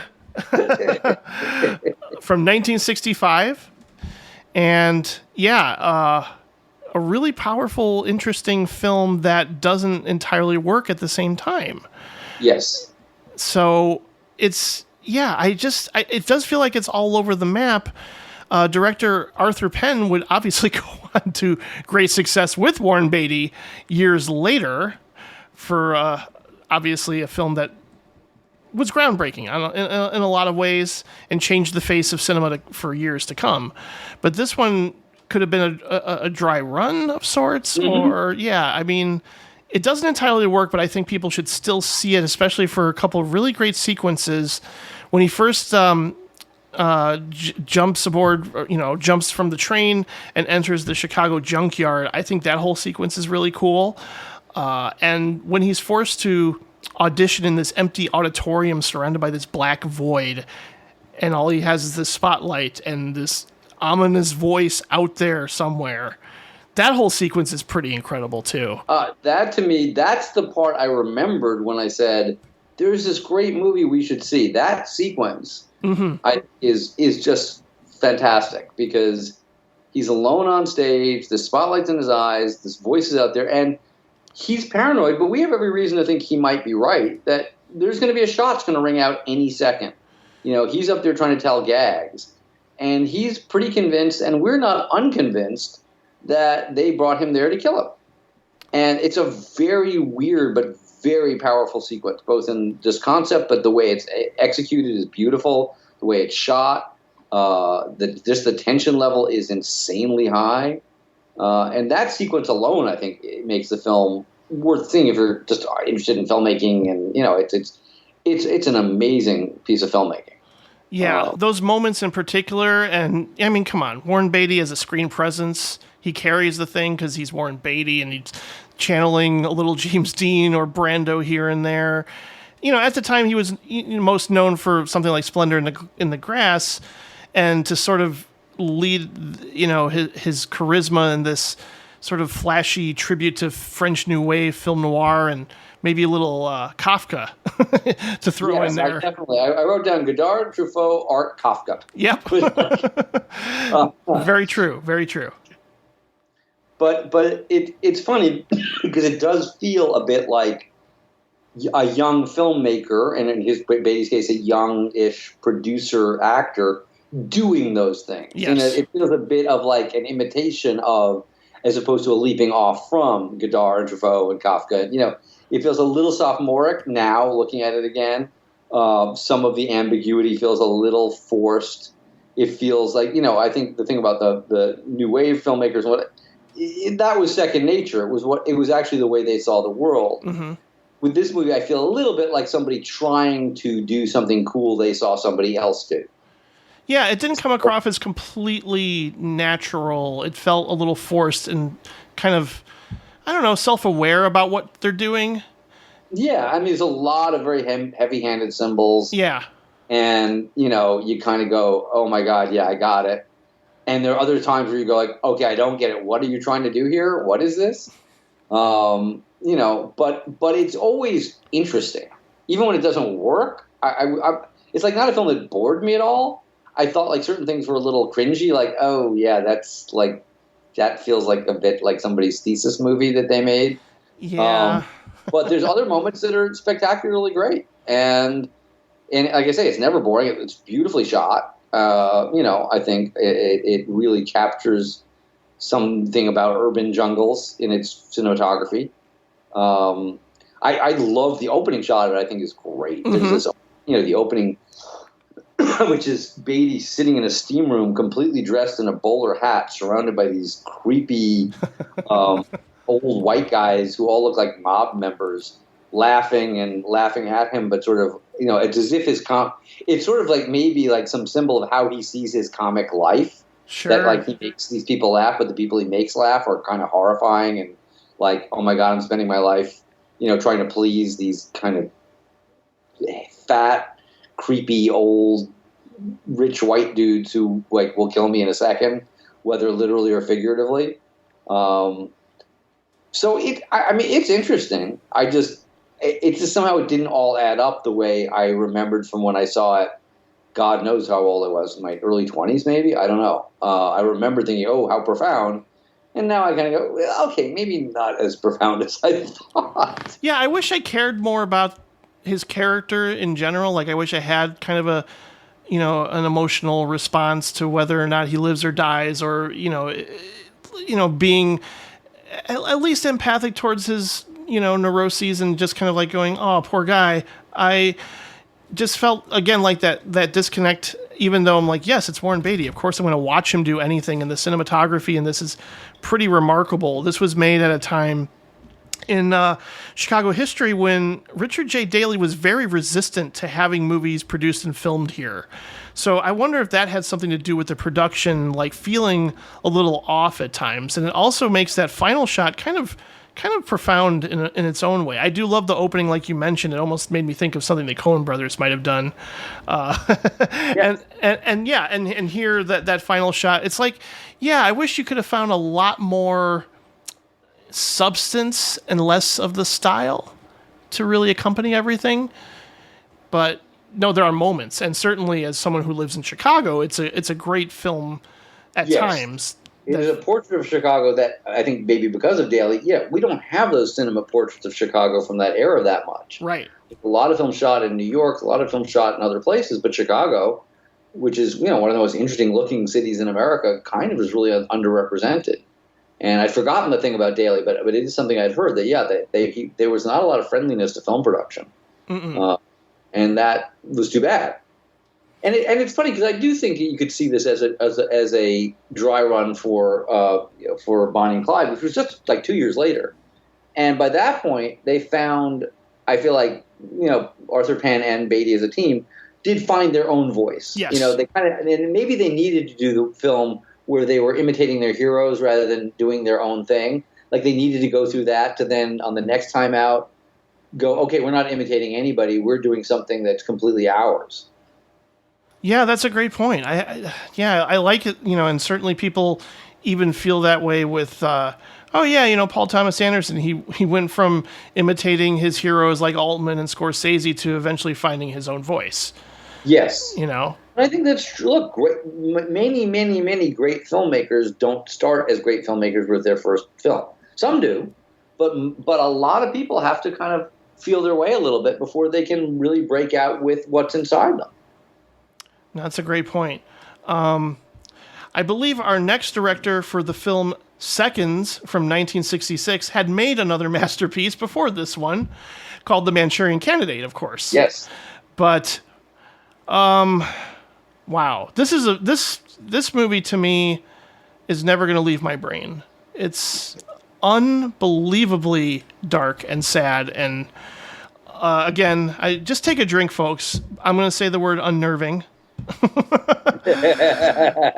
And this is like the epitome of unnerving from just the opening cinematography. Like the cinematography in this is just unlike anything. James Wong Howe is like, he should have just won every award imaginable, because I think they were doing things with the camera that may haven't been done before. Not outside of purely experimental films. Yeah. This was the first taking of fisheye lenses. There were all sorts of techniques that sure people had experimented with, in 3-minute shorts or whatever, but building into a Hollywood movie. A Hollywood movie with Rock Hudson in it. If you put this movie out today, people would be freaked out by the cinematography. People would go like, "Oh my God, it's one of the best shot films of the year." And it has lost nothing in 55 years in terms of its visual power and uniqueness. I've never seen a film that looked like it before or since. I've seen films that have stolen a given image here or there, but it is a unique technical piece of filmmaking, and then it's spectacular on a storytelling level. Yeah, I remember when I first saw, like the work of Spike Lee, particularly Do the Right Thing, I was always thinking like, he must have invented the body mounted camera, right? And the shots that look like they're on a Segway or something, you know? No, I think they were originated before that. Yeah, this is full of techniques that you may have seen since, but when you realize that nobody had ever seen them in a movie with a major Hollywood star before this movie. Mm-hmm. But it's just also a tonal thing. I mean, to me, this is David Lynch 20 years before David Lynch made a movie. Oh, yeah. I mean, there are so many scenes in this that are deeply creepy, and it's a mix. It's cinematography, but it's also performance, writing, ideas.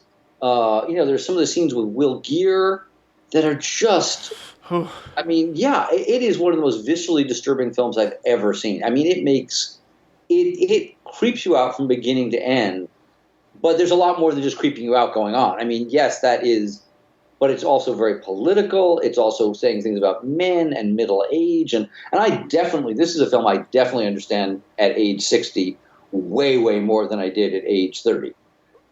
Because it's a film about grief of disappointment. It's a film about opportunities lost. It's a film about dreams that you'll never find. And so it's got a terrible sadness along with being one of the most effective paranoid thrillers ever, ever, ever made. I mean, without giving away anything specific, it has maybe the most disturbing last 5 minutes of any movie I've seen, period, ever.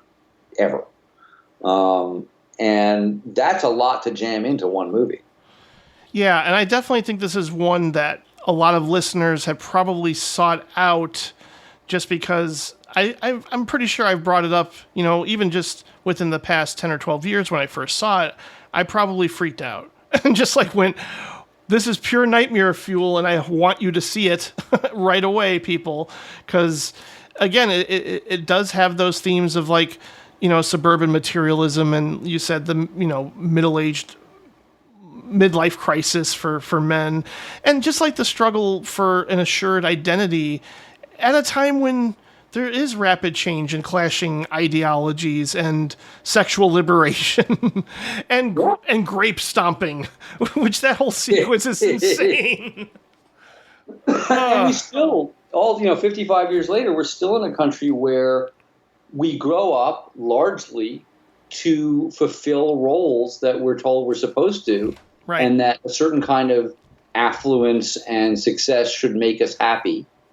And then we get to some point in our life, often late in our lives, where we go, holy shit, I got those things, and I kind of want to kill myself. And I think that sort of desperate ennui has not changed all that much. I think a lot of surface things have changed, but I think, I think it was a problem that primarily men faced at that time because men were more of the workforce. I think now it's men and women much more equally. Mm-hmm. But that fact that there comes a point in your life that you look at all the things you've acquired and the bank account you acquired and the family you've put together because you're supposed to have this kind of a family, and you suddenly go, none of it means anything to me. And then the film spins off of that to say, well, okay, then what if there was a company that let you be reborn and let you have a major plastic surgery and a new identity created and a false death created so you could be reborn? And yet, while that sounds like it could be like a mediocre TV series, by approaching it with the kind of intelligence and complexity and visual brilliance and subtlety of writing and subtlety of performance, I mean, the whole film is full of some of the best New York theater actors of that time, who were not widely known to movie audiences, but were spectacular actors. It takes this kind of somewhat obvious idea and takes you someplace that you just do not think you're going to end up.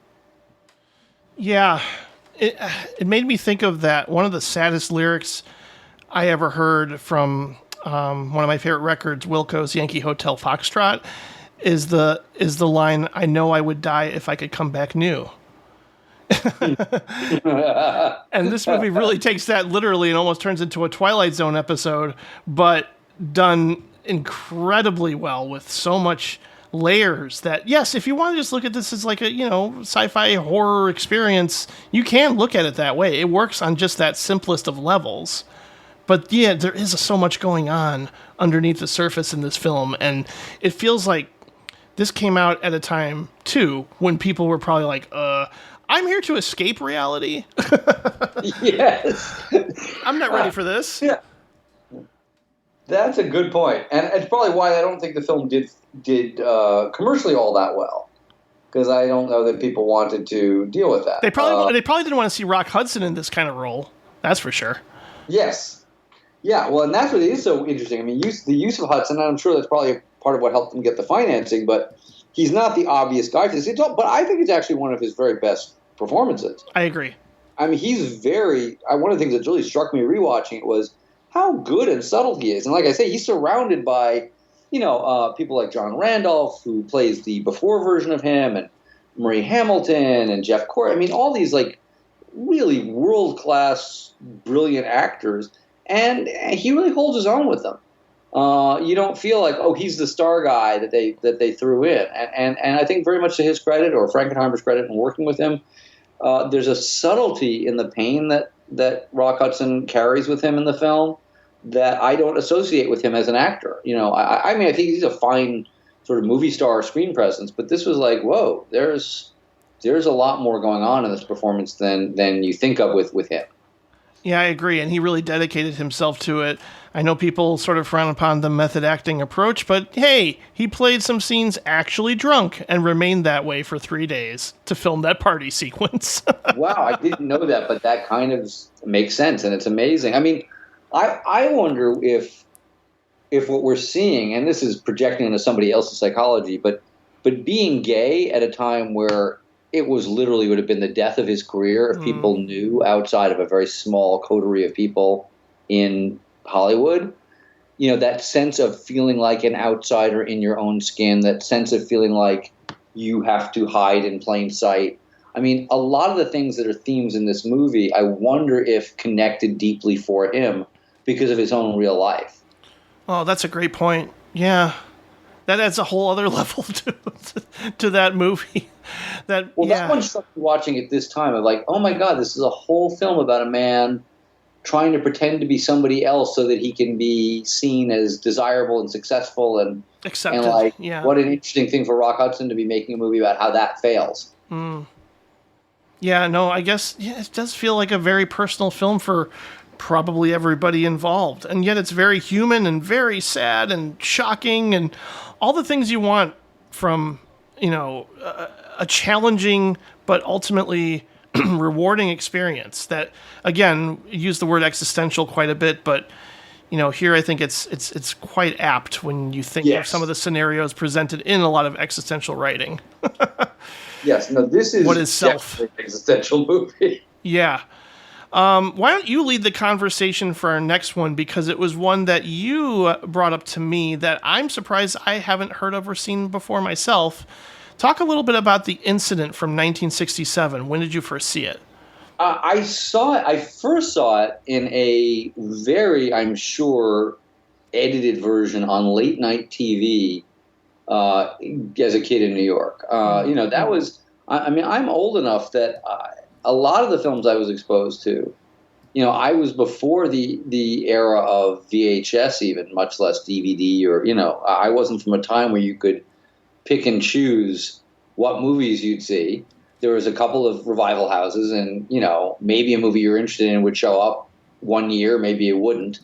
So a lot of my early film going was turning on my 12-inch black and white television, at 1 a.m. when my parents were asleep and I couldn't sleep.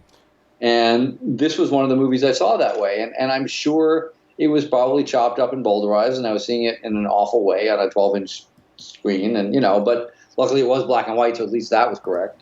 But I remember being really freaked out by it and chilled by it and moved by it. And seeing it now, it's like, yeah, there are flaws. There are definitely places where basically the story is a very simple concept. And it's from a play. That's what I thought.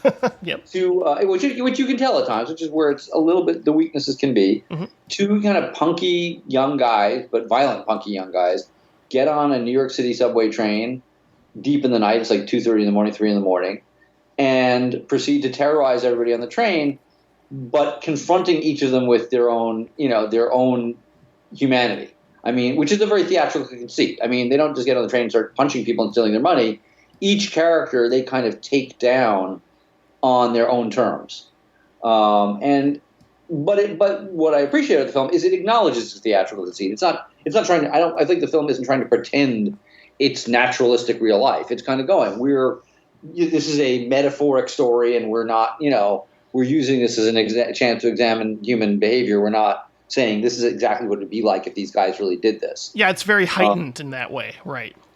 And I think a lot of credit goes, because the writing can be clunky, but it can also be brilliant.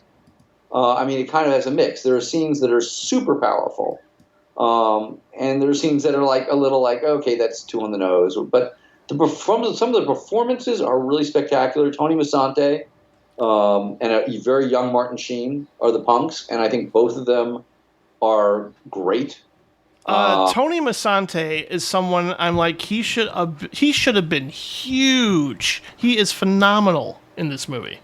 Yeah. I mean, because he's a completely despicable, horrible human being terrorizing a bunch of people on a train, and yet you have moments of empathy with him. And yet, at times, when he's bringing somebody, excuse me, when he's bringing somebody down for their own hypocrisy or whatever, in spite of your hating him, you get the point he's making. And it's a really hard role in that sense, because if he's not really awful, I mean, really terrible, the film doesn't work. But if you dismiss him as a monster, not a human being only, the film also doesn't work. And he is really disturbing in the movie. He's scary. He's surprising. You don't know what he's going to do next. So you're in that same position as all the people in that subway car of like, is he going to pull out a gun and just kill somebody? Is he going to say, okay, good night, everybody, and walk off the train? You just don't know what's coming. And it's a really galvanizing performance. And Martin Sheen keeps up with him in a quieter way. He kind of plays his sort of, slightly quieter wingman, right. Who goes along. Mm-hmm. But then some of the other performances, like Brock Peters is amazing in the movie. He plays this black guy who understandably hates white people, but so much that he's lost touch with his own humanity. And that's a really complicated character. Beau Bridges is in it. He's great. He plays this like Southern soldier who's and he's got a broken arm, so he's kind of vulnerable physically. But, he's also, young and strong, and he's looking at these two guys going, do I get involved? Do I not get involved? Where's the limit? What's the point? So these wonderful performances really take it up a level. And then I also think Larry Pierce's direction does, because he kind of does, again, to go back to Blast Sound, there's a semi-improvisational feel to a lot of it, which apparently from what I can read about it, actually it was, a lot of stuff was sort of improvised. And that really helps between that and the cinematography that has a kind of jittery, Cassavetes-ish sort of feel to it, really helps offset the theatricality of it. If you'd shot it in a more straightforward, classic way, I think it would have felt unbearably like, oh, we're watching a film play. But because it kind of feels like you're watching a documentary, where the dialogue is more theatrical, there's a contrast there, and I think that really, really helps it work. Yeah, the cinematography from Gerald Hirschfield, who would go on to shoot Young Frankenstein, very different movie, but incredibly well shot. Yeah, you mentioned it having a documentary, almost cinema verite feel, and yet there's like that heightened pulp novel kind of quality to the dialogue, and yet somehow it all works, without feeling like tonal whiplash in a way that, other films can. So I mean, I could see why this was a play, and I could see it being very effective as a play, and it's just so uncomfortable to watch and experience, and yet you put yourself in this position, especially if you do. I happen to ride the train to work almost every day, and when you see different people from all walks of life together get together in a confined space, and if it's really hot and humid out, that plays a role, and there have been times of tension. Between Sure. people who are different for one reason or another, they're having a bad day, or they're just racist assholes, any number of things. Yeah. So watching this almost like just brings you again into that experience of groundedness and relatability, yet there you mentioned it feeling very, very heightened in how a lot of these people interact with one another. That's very true too. There are moments where I'm like, yeah, I think somebody should be reacting more, but again, I think in these situations, people just don't want to get involved, and so they stay quiet, and that is really addressed here as well. That's a lot of, I think, what the film was about. That Yeah. kind of pure Kitty Genovese thing of like, yeah, I'm not going to risk my safety to help somebody else, Mm-hmm. even though that ultimately puts yourself at more risk. And that's one of the things that, that the film really is about, that too, that idea of like, oh, I'm not going to stand up for the old guy. I'm not going to stand up for the black guy. I'm not going to stand because why should I risk myself? It's like, well, you're pretty much guaranteeing that you're going to be next on the list. Yeah. No, exactly. It's like even a boyfriend, I'm just kind of like, come on, man, do something, say something, stand up, but who knows when you're in that situation, what you're feeling on the inside and how torn Well, and that's the great thing is that the film also does feel not judgmental or not simplistically judgmental, because I found, a lot of the behavior of the various people on the train not helping other people on the train awful. And I also recognized, and you know what? I don't know what I would do. And that's, I think, very powerful in a film. When you go, this is terrible behavior. Would I be any better? I think that's a really strong thing for a film to do.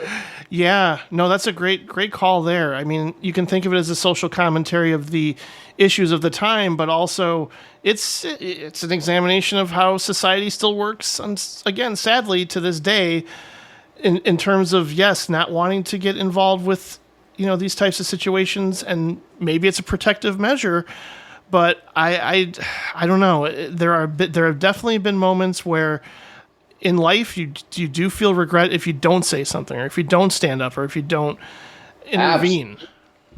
Oh, there are times I look back at incidents from my own youth when I didn't intervene to help somebody else, or even just for myself. Where it's like, I mean, when I got mugged, maybe I should have tried. And part of it goes like, or I could have ended up dead. But there's a human thing of like, how do you ever know when to be what kind of person? There's also a great moment in this that is so, I've forgotten about it, and you may need to edit it out because it's near the end of the movie. Although it's really not the plot of the movie at all. It's so relevant to right now. And it so captures like how things haven't changed. Mm-hmm. I mean, this is again a film that's 45 years old or 55, whatever the fuck it is now. At the end of the movie, there's been this whole drama, and a cop comes into the subway car because there's clearly been a problem. And what does he do? Immediately goes to the black guy, assuming that he was the problem. And it only the whole thing lasts 10 seconds. And it's so disturbing and so powerful because it's like, okay, we've come no distance. Mm-hmm. And it was a brilliant touch. And apparently, I heard Pierce talk about it and say that was, again, something that was basically improvised. That wasn't written. But to me, it's one of the most powerful things in the movie. Because that's how that actually would be that way. It's like, here's this whole incident. We spent the whole movie watching these two white punks, terrorizing a cutaway car full of people. A cop rushes in and immediately goes to the black guy and goes, okay, put your hands up. It's like, and I just thought, oh man, that is 1967, and it's also 2022. Yeah, I know. That's what gets frustrating, especially when with things how they've been recently. It's just been so upsetting time and time again on a political level, sociological level, on a human level, that when you go back and watch something like this, that sort of reinforces the fact that, humanity is kind of lost in a lot of cases, in a lot of situations like this. And, again, this could, in somebody else's hands, this could have been like a Towering Inferno or a disaster movie. Where, like, oh, these terrorizers, they're going to do all these horrible things. And but it's, again, a sociological study in a way that also made me think of particularly one sequence, but probably the entirety of a movie I need to see again because I've only seen it once. But Michael Haneke's Code Unknown. Oh, I've never seen it. Yeah, I've been meaning to go back to that because I wasn't sure how I felt about it on the first viewing, but I'm pretty sure he must have seen this movie because there's, again, I believe it's Juliette Binoche on a subway ride being harassed. And nobody's doing anything about it for like a extended period of time. But it's been a while since I've seen it, and this was a great discovery that I'm going to be picking up the Blu-ray of. I believe there's a commentary and other features on it. Yeah, there's some interesting stuff on there, and that's where I got the thing where Pierce was talking about the way they had done it, and that the moment with the cops and the black guy on the car. You know, that he talks about the whole. He's pretty articulate about the history of making it, which is really interesting. Oh, that's great. Yeah, I would love to learn more about it. So the next film. So this is actually in my top 10 favorite films. And that is Point Blank by John Borman, 1967. A crime film that centers on a character named Walker, played by Lee Marvin, who is a criminal that is seeking vengeance when his friend and partner in crime double-crosses him after a robbery that takes place on Alcatraz Island. And his friend shoots him at point-blank range, leaving him for dead in one of the prison cells. And he manages to survive those gunshot wounds, or does he? And that's the thing. You mentioned David Lynch earlier, and I, to some degree, what I love about movies is when they play like a fever dream. When you can't necessarily say this means that or this means this, that it kind of flows together in this fluid manner, but yet I always said too, if I were to teach a class on editing, I would show them this movie because I'd never seen editing like this. I don't think up until I saw this movie. And clearly a filmmaker like Steven Soderbergh would go on to use this type of editing to great effect with his film The Limey, which is very similar and very inspired by this movie, no doubt. And yet, it's all mysterious. It's all ambiguous. It's all unknown if this is really happening or not. And yet, at the same time, you can certainly think of it as happening in reality. But yeah, there's that sequence in the Go-Go Club where he goes looking for a friend of his wife's sister, I believe, and there's that moment where Angie Dickinson just slaps the shit out of Lee Marvin, and he barely. Well, what's kind of amazing flinches. is that it doesn't matter in a way if it's real or not. I mean, it matters at the end of the movie, but it's an amazing piece of storytelling that works either way you interpret it, whether it is the last moments of this man's life after his best friend and wife betray him in the middle of a robbery, and this is his fantasy of trying to get his own back, or whether it really is what happened. It's equally powerful. So while it's a really interesting question, it's not just, the movie isn't like a gimmick movie and the question is it real or not? It's like, it's just one more layer of what makes it a great movie. And that's, to me, the difference between something feeling like a gimmick and feeling like just part of the richness of it. Yeah, it's kind of eerie in spots, like, and Lee Marvin is more of a cipher. It's kind of just because he doesn't emote a whole lot. He could be a ghost, you know. But there's emotion underneath it, which is part of what I love about it. Yeah, there's a sadness there. I think it's one of his best performances because, I mean, actually, he gave a lot of great performances, but this was a really great. You know, because he plays a guy who wants to be that guy we see in movies, the man alone, the man who is the lone tough guy who's affected by nothing. And yet he and Borman find just enough moments where you see the cracks to go, he's in pain. He's not going to let people know he's in pain. He's going to macho his way through it. But, I mean, to me, the film is, because in a way, the plot's very common, straightforward. It's like, I've been betrayed and I'm going to get revenge.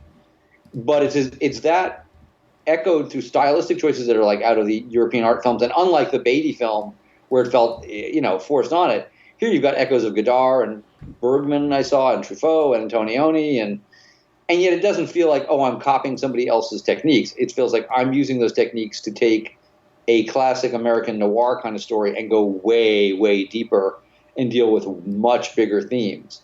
And to me, it's really a movie about, America. We've grown up with this idea of the idealization of the lone tough guy. And this movie is about just how painfully alone and lonely it is to be that guy, and how pointless being an individualist can be in a modern world where even crime is no longer run by, guys in the street, but corporate guys in suits. Yeah. Like, the organization in this movie isn't the mafia. It's like a Fortune 500 company. So it's like, to me, it's this guy who's like this anachronism, and this really sad anachronism, trying to retain a sense of honor in a world where honor doesn't have a meaning anymore. And to me, that's a lot of thematic baggage for essentially what seems like a noir story. Yeah, it almost comes full circle if we want to go. If you go back to Blast of Silence, because another film about loneliness and fatalism and just the futility of, accomplishing something that you think is going to have meaning. Like, he really does think, oh, if I just get this money back, that'll complete me. That'll at least resolve all of this mess that I've been put through. And yet, in the end, that doesn't. And that's kind of what's amazing about the way this film ends. And I don't necessarily want to fully give it away, but it's, again, big question marks are left at the end. There isn't a sense of satisfaction with the character and for the audience. And I think that's what leaves some people frustrated, because a revenge thriller, you expect things to go a certain way. You expect everything to work out in the end for our protagonist. And when that doesn't happen, you're put in his mindset, his headspace at that time, because to me, it also can be viewed as this meditation on trauma and what he's experienced and what he's been through, and the fact that he's lost his wife and he can't really fully connect with other human beings after what he's been through. So, yeah, again, really sad. This movie really feels sad in the end. It's a tremendously emotional movie that you do not think is going to be a tremendously emotional movie. Exactly. And that's always very interesting to me. Like, when you're watching a movie, the first time I saw it, I was so taken off guard by how complicated it was emotionally and thematically. Because, for the first while you go, oh, I know what this is. It's a really well done revenge thriller. And then it just goes deeper and deeper and deeper into some psychological places that are wildly more interesting than that. And even its commentary on how the world works is wildly more interesting than that. And in some ways, I gained a lot more on repeated viewings, because the first time you watch it, you're busy trying to figure out the plot, because that's what we do with a movie like that. Like, what's going to happen and who betrayed who. And that's understandable. But then once you've seen it and you know all those things, it's almost like on the other later viewings that I went, oh my God, there's so much I didn't even catch the first time around. Because I was busy trying to figure out, well, is that person on his side? And it's like, oh, none of that's even the point here. It's something way deeper than that. Yeah, and the chronology feels off because of the editing techniques. I mean, it feels less like a narrative and more like a nightmare at times. And I think this has been done in other ways. I think even there's a 1999 remake called Payback, if I'm not mistaken, with Mel Gibson.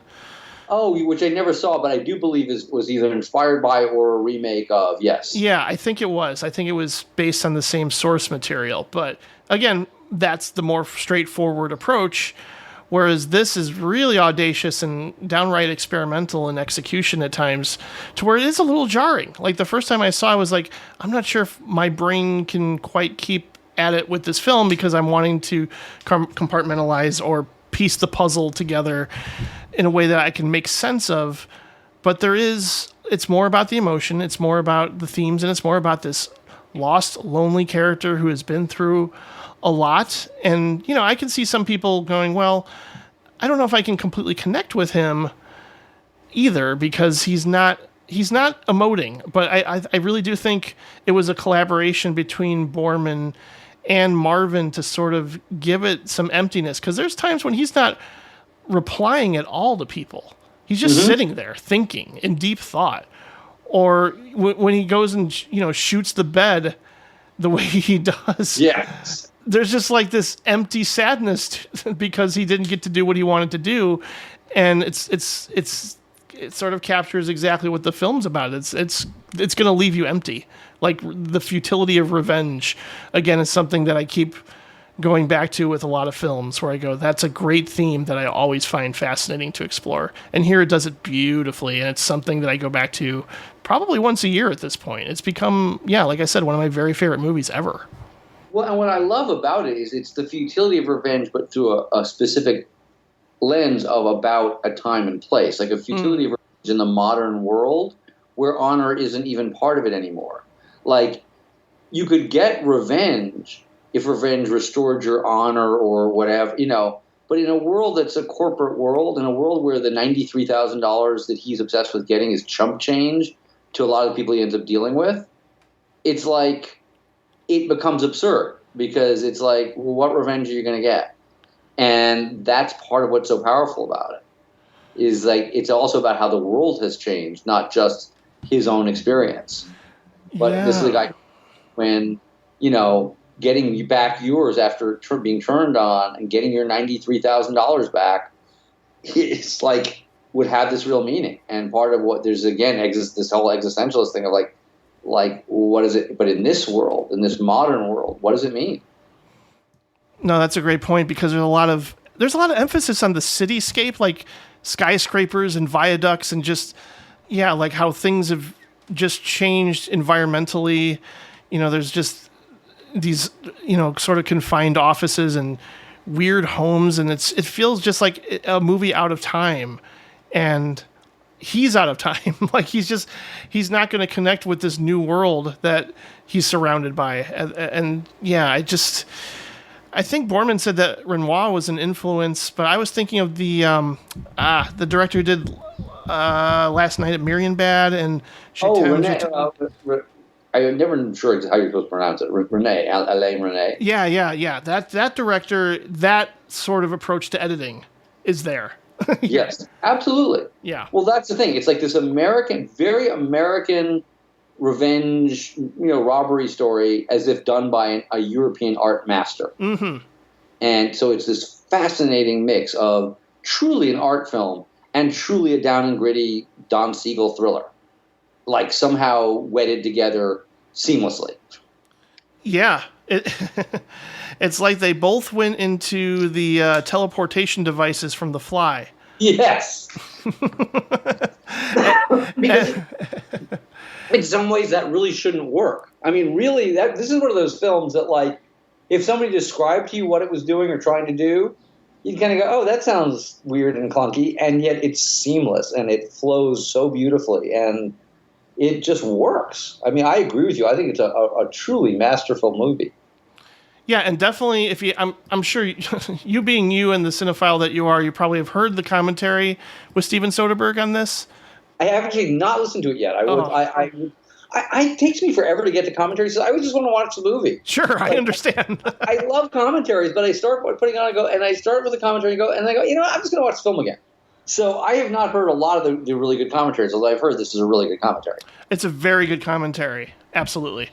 And Steven Soderbergh, clearly a masterful filmmaker who would go on to basically pay homage to this and then some with Terrence Stamp in The Limey, like I mentioned, which is another favorite of mine. So maybe wonderful film, and definitely, it's funny. I had not thought about the connection because I hadn't also listened to but when you say it, I can absolutely see it. I absolutely get the passing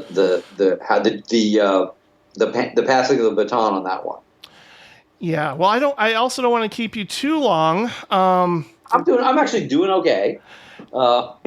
Did you want to talk about one more? I had said I could only do so long because I had to help my wife make dinner and everything. But she's caught up on a project of hers. So if we take a little more time, it's not going to be a problem.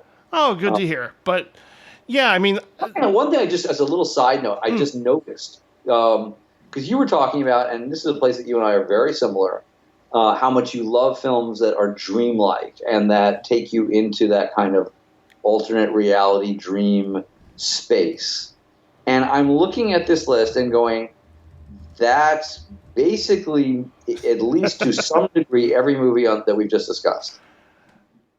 Yeah, and why David Lynch is in my top 5 favorite directors. Yes. Because, I mean, some of these are more grounded in reality, but none of these films feel like naturalistic, the way life works. They feel like a poetic and dreamlike and disturbing and slightly out of control reinterpretation of reality. And I hadn't really realized that about it until we got to the end of the conversation about them all and going, wow, okay, that's the theme that ties these all together. And we never set out to do that. It just sort of happens organically that way. That's what's so interesting. Is I always think it's interesting after you do something like this to go, oh, wait a minute, there's a theme there. Yeah, and I know you only directed one episode of the show Legion, but that's a show that consistently felt dreamlike and not. Oh, absolutely. And you couldn't easily interpret every event that was taking place, or again, if it was really happening or not. Yes. Which is what I really appreciated about that show. And Noah Hawley in general kind of brings that quality more often than not. And maybe that's why he's perfect. To me has a really lovely sort of dreamlike. Yeah. Oh, it ain't naturalistic reality. And well, as like the Coen brothers, which is what inspired the Fargo series. I mean, there's a lot of filmmakers that have a lot of the great filmmakers. That's part of what their genius is creating an alternate reality that still speaks to our reality. And that I think is really hard to do, but I think it's one of the things that film does better than any other medium. Couldn't agree more. There are some honorable mentions that I wanted to bring up, and including, did you get to see A Married Couple by chance? I did not. I apologize. That's okay. Suggested, and I'm sure, given the fact that you and I are so tracking each other's taste, that I can't imagine I won't like it. I just didn't get the time to sit down and watch it. That's okay. It's definitely, again, very harrowing, very difficult to watch at times. It's a very cinema verite approach to documentary storytelling involving a married couple living in Toronto, I believe. And you basically just watch. They don't acknowledge the camera is there. It's funny that we brought up, I believe it was in our last conversation, Albert Brooks's Real Life. And this, and this is like what Albert Brooks probably intended to, or his character wanted to capture, was just people living day to day and seeing them interact, seeing them having breakfast, dealing with a dirty diaper, dealing with their kids and dealing with everyday events in this very vulnerable and incredibly naked, literally at times, with these characters. Like you watch them intimate, and experience marital conflict in ways that will feel very familiar to a lot of people who have lived with somebody for a long period of time. I mean, there are definite moments where you don't necessarily like what either of them are doing, but it's such a raw film. It does feel like a Cassavetes approach to filmmaking once again, only it's pure documentary about two real people dealing with everyday things like, should I buy this piano or not? Should I invest in this thing or not? Or, just like they just have regular everyday conversations that couples do have, and they definitely argue quite a bit. And the question in the end ultimately becomes, are they good for one another? And the film doesn't answer that, and it's incredibly powerful. It's one of my favorite documentaries, probably. And it's amazing because it sounds like from what you're saying that it really doesn't feel like it actually works as a fly on the wall documentary, despite how inside someone's very personal life you are. Mm-hmm. I mean, because there's things like An American Family, which I think is fascinating, but like that piece, I feel like you always are aware that they're aware that there's a camera there. Yeah, and I mean, it's a really good question as to, are they acting for the camera at times? I mean, they don't look at the camera or ever acknowledge that there's a crew there in any sort of way. There's a certain moment where they probably are drunk and dancing to Sgt. Pepper, and something adorable like that automatically makes me think of my parents doing something like that late at night together. That's really endearing, but also just showing the dark side of being married, and in ways that I do often wonder about the editing of something like that. How do you sit down and decide, well, this should go, this should stay, this scene is boring, this one isn't, and how do you tell a story without a story in mind? Like, documentary filmmakers probably just find that, right? In the same way that we find themes when we talk. I never made a documentary, but my wife's produced a couple of them, so I've sort of been around them by proxy. And it was amazing how to watch that process. It's a very different, at least in those cases, it's a very different process than when you do a fictional film or a scripted film, where you have this blueprint, and then it's all about how you're going to treat that blueprint, and you change things in editing, but you're coming in knowing what that is, as opposed to just having tens and hundreds of thousands of feet of footage, or in the video age, the equivalent of that, and then only in the editing room over time, really sorting out what it is the full story of that film is. And it certainly, the two films that she did, the editing process was far longer and more involved than the editing process on a narrative film. While the shooting process was actually shorter. I mean, but it was all about gathering as much footage as possible, and then really just taking all the time you needed to fully. It's like that thing they used to say about sculpture being, hidden in the marble, and then chip away the marble until you reveal the sculpture. That's what the editing certainly looked like to me on a documentary, was like chipping away that marble until the form underneath was revealed, which was pretty amazing to see. And I'm sure that's what they did with this. I'm sure they probably had hundreds of hours, and getting that down to 2 is really amazing piece of artistic work. Yeah, and somebody like Frederick Wiseman is just constantly doing that, but probably making his films very long for a reason. I mean, he does have, probably hundreds of hours of footage, but manages to make a compelling story, even if it's well over 3 hours or something like that. So I'm sure the director of A Married Couple, Alan King, has made quite a few of those types of stories that I'll eventually catch up on. I know Criterion sort of put them out as a collection of some kind that I've been meaning to seek out. Yeah, it was part of their Eclipse collection. Right. Which was DVD, but where they would do that, where they would take a lesser known filmmaker and put like 5 films in a box set. And that's, I think, still floating around out there. Yeah, or people can find it on I think it's streaming on the Criterion channel if they have that. So seek that out for sure. I think I brought this up when we last talked that we were going to have a conversation about it, but I have in various capacities before, and that would be Bob Rafelson's Head, featuring the monkeys. Oh, yes. Which is, that's one that I have not revisited in years, but man, what an entertaining film. Yeah, I almost feel like we could have thrown it in here in the mix just for some levity. and arguably perhaps should have. Yeah. Because it certainly, although it would have fit the theme I was talking about of dreamlike alternate reality. It's just, in that case, it's a really funny dreamlike alternate reality. Oh, for sure. And, of course, The Swimmer by Frank Perry, which I did an extended bonus episode featuring film historian Sergio Mims. That's also one of those that I've seen 3 times and has now become an all-time favorite, with a transcendent performance from Burt Lancaster. And is that up yet? Your piece you did? Because I'd actually be very curious to hear it. Oh yeah, it's out, and I'll send it your way for sure. Oh, cool. I'd love to hear that. You come up at one point. I think you told me that. Yeah, I think I sent you a quick clip of him mentioning that. Yeah, but I didn't know that meant. I didn't know if the whole thing was done, and I'd be very curious to listen to it, because I know how much you love that movie, and I have not seen it since I was literally like 19 years old, 18 years old, and I remember thinking it was amazing, but I hardly remembered it at all. So I was thinking of like listening to your piece and then going and rewatching it, or if you suggest, I'll rewatch it and then listen to your piece.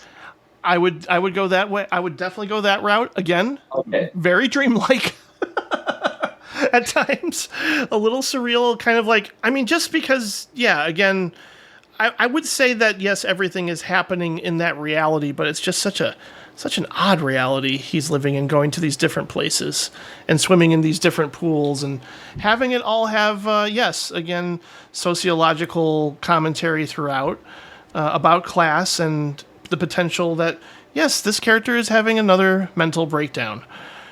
So that's a heavy movie, but well worth your time. Targets by the great Peter Bogdanovich. Have you seen that one? Yes, I have seen that probably 3 times maybe over the years. That's, again, a really unsettling thriller. Yes, That, yes. ugh. And for me, I have some mixed feelings. I don't know that I think it completely works. I feel like the integration of the different strands sometimes don't mix as well.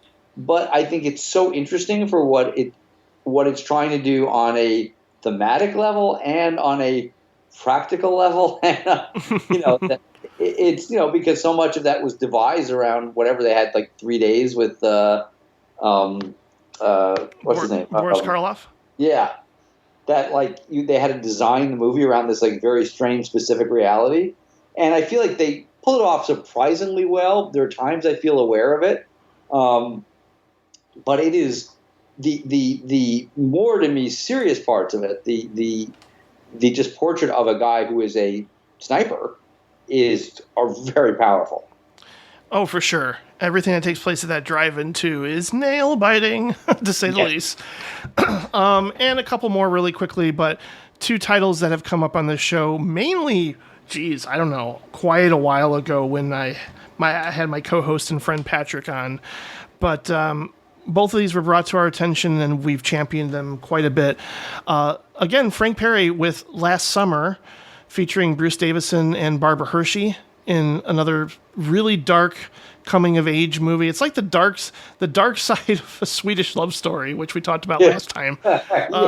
It's a really depressing, upsetting film. Again, probably would have been too heavy to throw in this mix.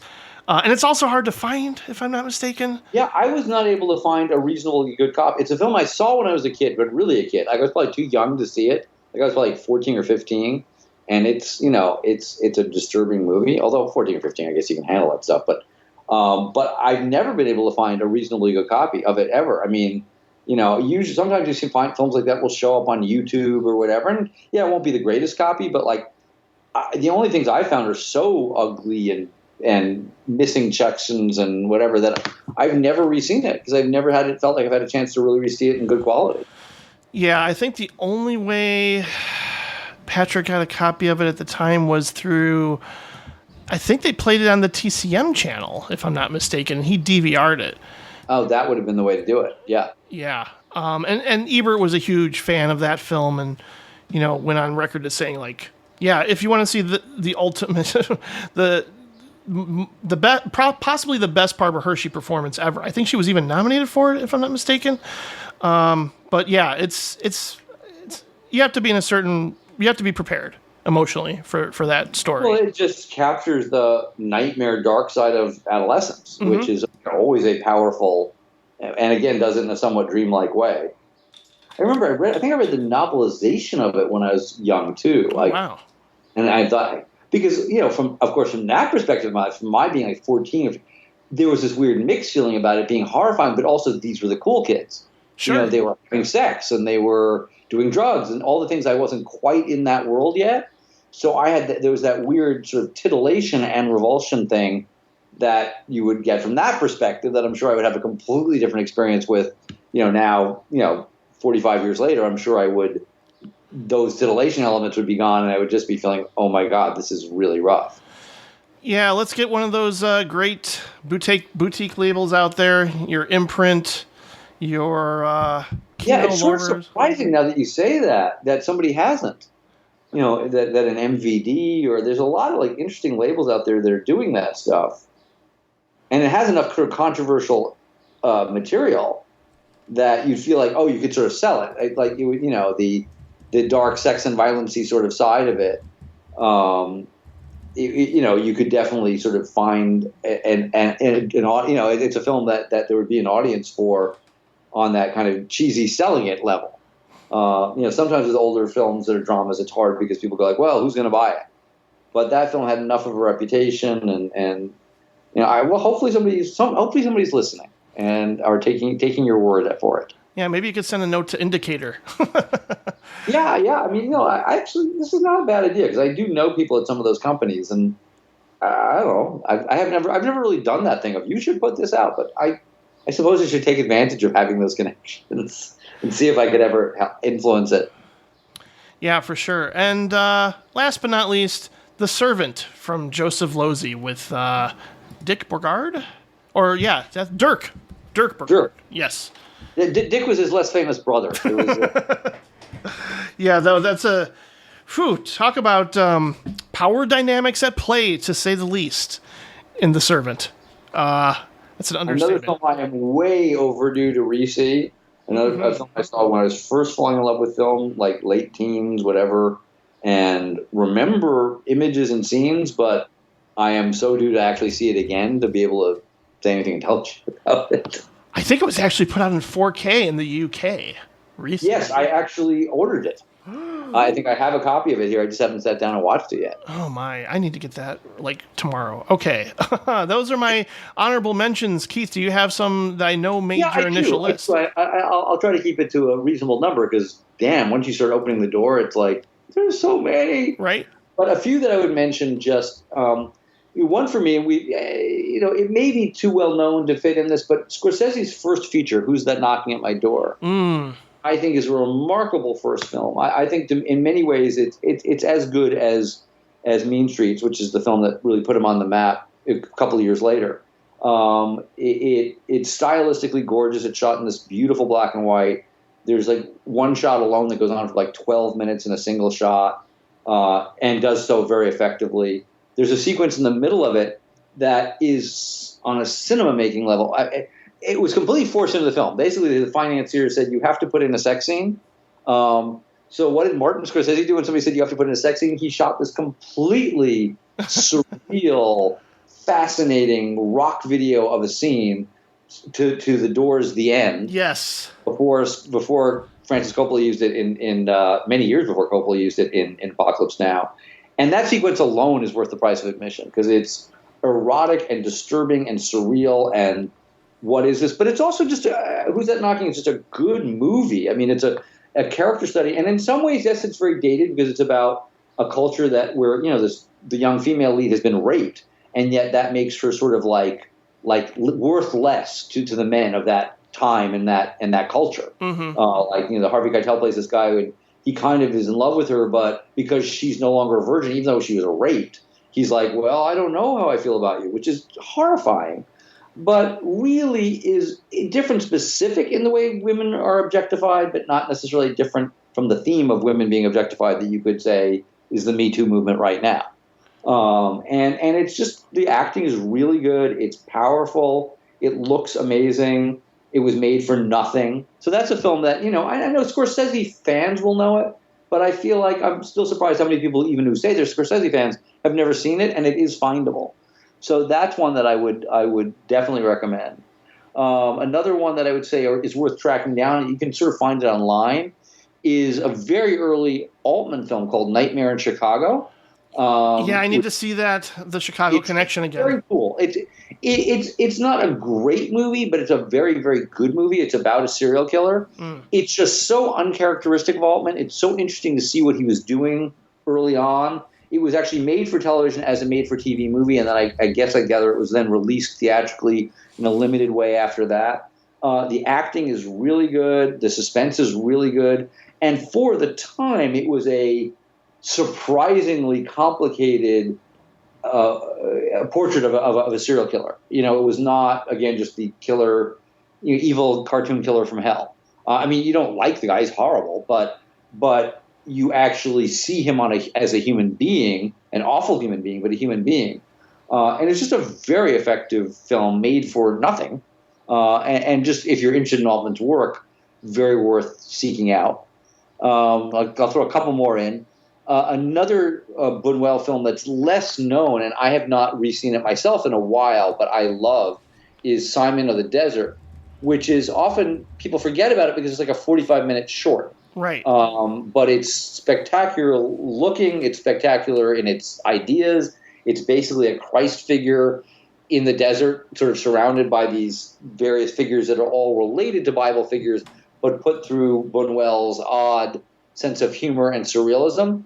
But is one of the more effective films on religion that I can remember seeing. It's sort of, if you made Last Temptations of Christ on acid, you might do something like this. but it often gets overlooked in his filmography because it's more of a short, but it's a long short, and it's and I think Criterion put it out at least on DVD at one point, and it's a really just if you like Buñuel, it's one of those I like Buñuel and I've never seen movies that you really should see. And I'll throw one other one in there, which is there's a French film that got very little attention in the States, but is wonderful called The Shameless Old Lady. I forget what La Dame something is the French title, and it's by René Clair, I think, from 1966. I'm going off of memory here, but it's basically an adaptation of a Brecht film about this, sweet little old lady, and her husband dies, and rather than being this sad movie about how she lives alone, and she suddenly comes to life.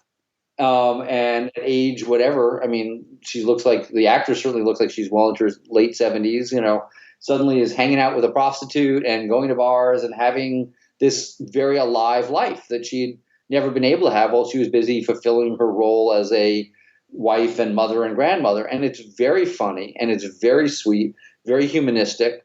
It manages to be a real piece of social critique at the same time that it's just completely enjoyable and completely sweet and funny and odd.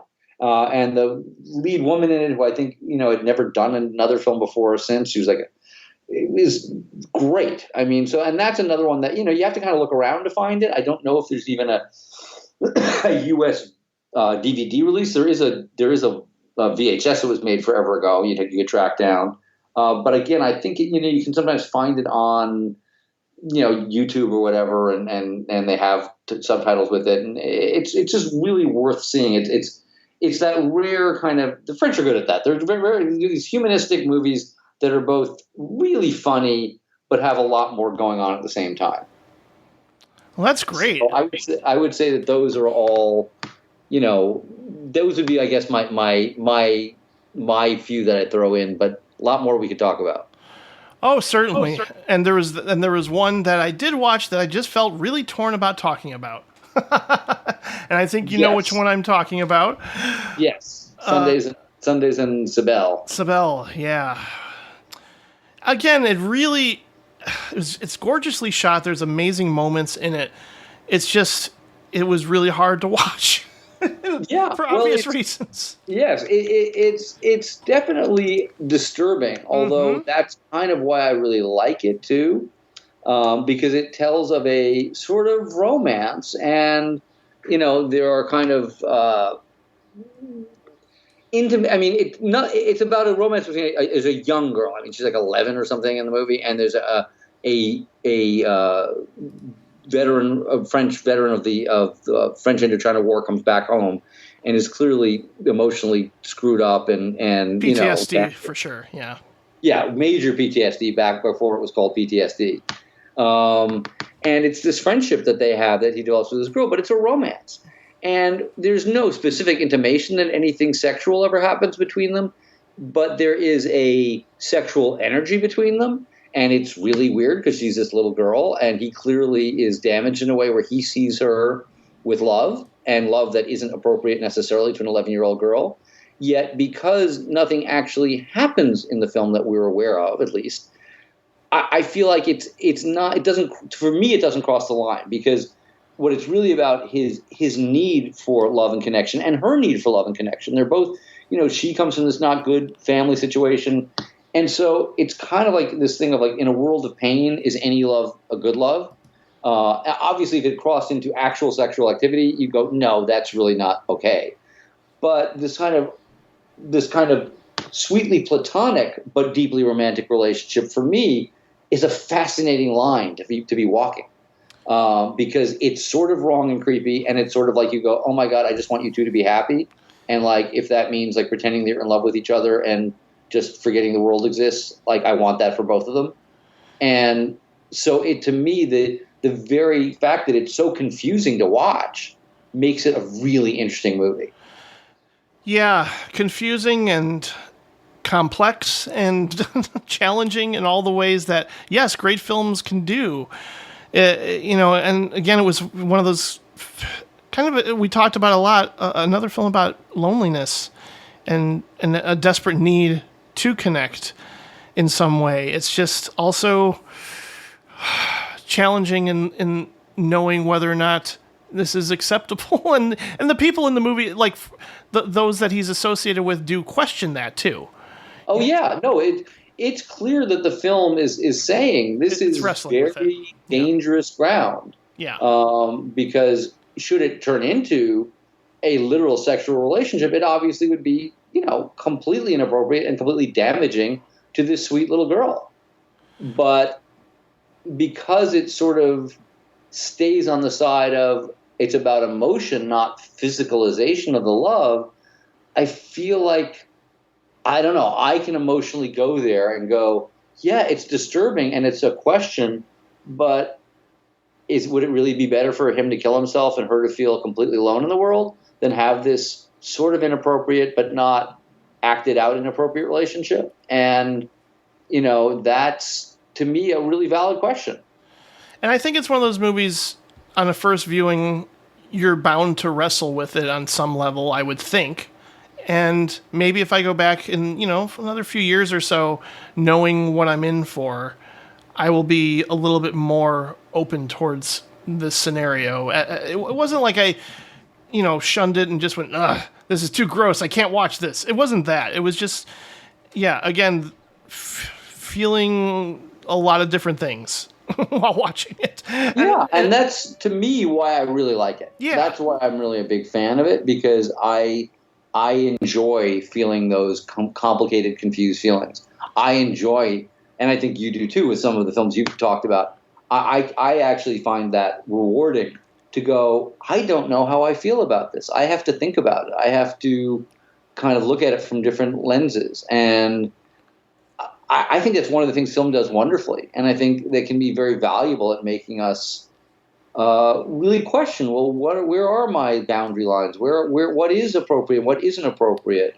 How do we judge other people and what their emotional needs are? I think those are great things for films to examine. I agree completely. No, for sure. I mean, there's some things where you look back and go, yeah, you look at some of the films that in the 70s were like considered okay. There's like the Murmur of the Heart, where a kid sleeps with his mother, and there's the Blier film, the Pierre or whatever, where again the 14-year-old, 13-year-old girl seduces her stepfather, and I kind of go, yeah, that's sort of a moment, and it really does seem deeply creepy now and not okay. But this film doesn't fall into that realm for me. I mean, there definitely were films during the height of the really sexual revolution, There Should Be No Boundaries, that you go, yeah, that's not all right. This movie for me doesn't fall into that. It kind of goes into a much more rich and complicated emotional zone. Yeah, and at the same time, I struggle with, actively recommending it, just because it is a sensitive time where we're sort of examining grooming in some capacity, where we're thinking a little bit more deeply about the kind of relationships that men can have that are inappropriate, clearly, when they lead to something sexual. And in this case, it doesn't. So I can see, being more open towards this as a positive experience. I think it's just, it's hard. It's hard. It's really hard in some cases where there are some topics where I'm going like, this is really crossing a line in a way for me, possibly. But at the same time, there's a lot of value to be had in having those complex feelings watching a film. Sure, and it's also very personal. I mean, obviously, in a way, I hope this serves as nothing else as a trigger warning for people, because there are people that, there are people who've had experiences in their past where it's like, you wouldn't want to see this movie because you might not have had this experience, but it may trigger enough of a feeling or memory that they would be very disturbing to you. So I definitely think being aware of it and being alerted to it, but I also think, if you go in knowing that this does not lead to where you get afraid it might lead to, there's not suddenly some scene with the two of them in bed. If you know that, you may then be able to watch it with a sense of, okay, this isn't that movie. This is really a movie about, well, what is love and what's acceptable. And I think that's a useful thing. But it definitely, I could see it being very personal. I could see somebody being completely turned off. I mean, when you expressed, it's funny because it didn't really bother me at all when I saw it. Maybe because I think I'd read reviews about it, so I kind of knew what the boundary lines were. So I watched it and just really was very moved by it. But when you described your reaction, I can't say that I was like, oh, that's crazy. I was like, oh, yeah, okay, I can see that. Yeah, and at the same time, I had a very mixed reaction to Todd Solondz's Happiness when I first saw it. That's for sure. Sure. And that was one of the first times I remember feeling that challenged in like, oh, I'm supposed to have empathy for a pedophile in this movie? And like... But I really feel like with that movie, that was the point, was like challenging you to go, Yep. What do you think about this? And I do think that's, I almost feel like that's always okay for a piece of art to ask. Mm-hmm. I think if the art says, and I'm telling you it's okay, that to me crosses a whole different set of lines. But I didn't think for a second, like at least when I remember of Happiness, and again, I haven't seen it since it was first released, but I never felt like we were supposed to feel approving of that character or what he did. Exactly. Just that he was still a human being even then. And that goes back to a movie like M. I mean, sure. When Peter Lorre is standing and saying, I can't help myself, and the world was shocked because, oh my God, this is a child murderer and theoretically implied child sexual molester as well, and yet you're going, I feel bad for him, I shouldn't be feeling that. I think that's actually a really interesting thing that art does sometimes, is make you go, here's somebody you should hate. I mean, it can be a portrait of Adolf Hitler, it can be whatever, and then make you go, and now I'm going to make you see that they're still a human being, and you're going to have to deal with what that leaves you with. And I actually think that's a valid, if disturbing and hard, thing for art to do. Oh, that's such a great point. Yeah, and I obviously I appreciate that experience clearly with some of the choices we've made for this episode. And again, I'm very grateful, and I am so excited to go back yet again in a year with you. Yes. To the 1950s. Does anything like, I mean, obviously we didn't prepare anything in advance. Does any titles off the top of your head for a possibility for the 1950s? I mean, again, it's all going to be with the dividing line of how well known is well known. That's true. Immediately comes to mind is In a Lonely Place. Yep.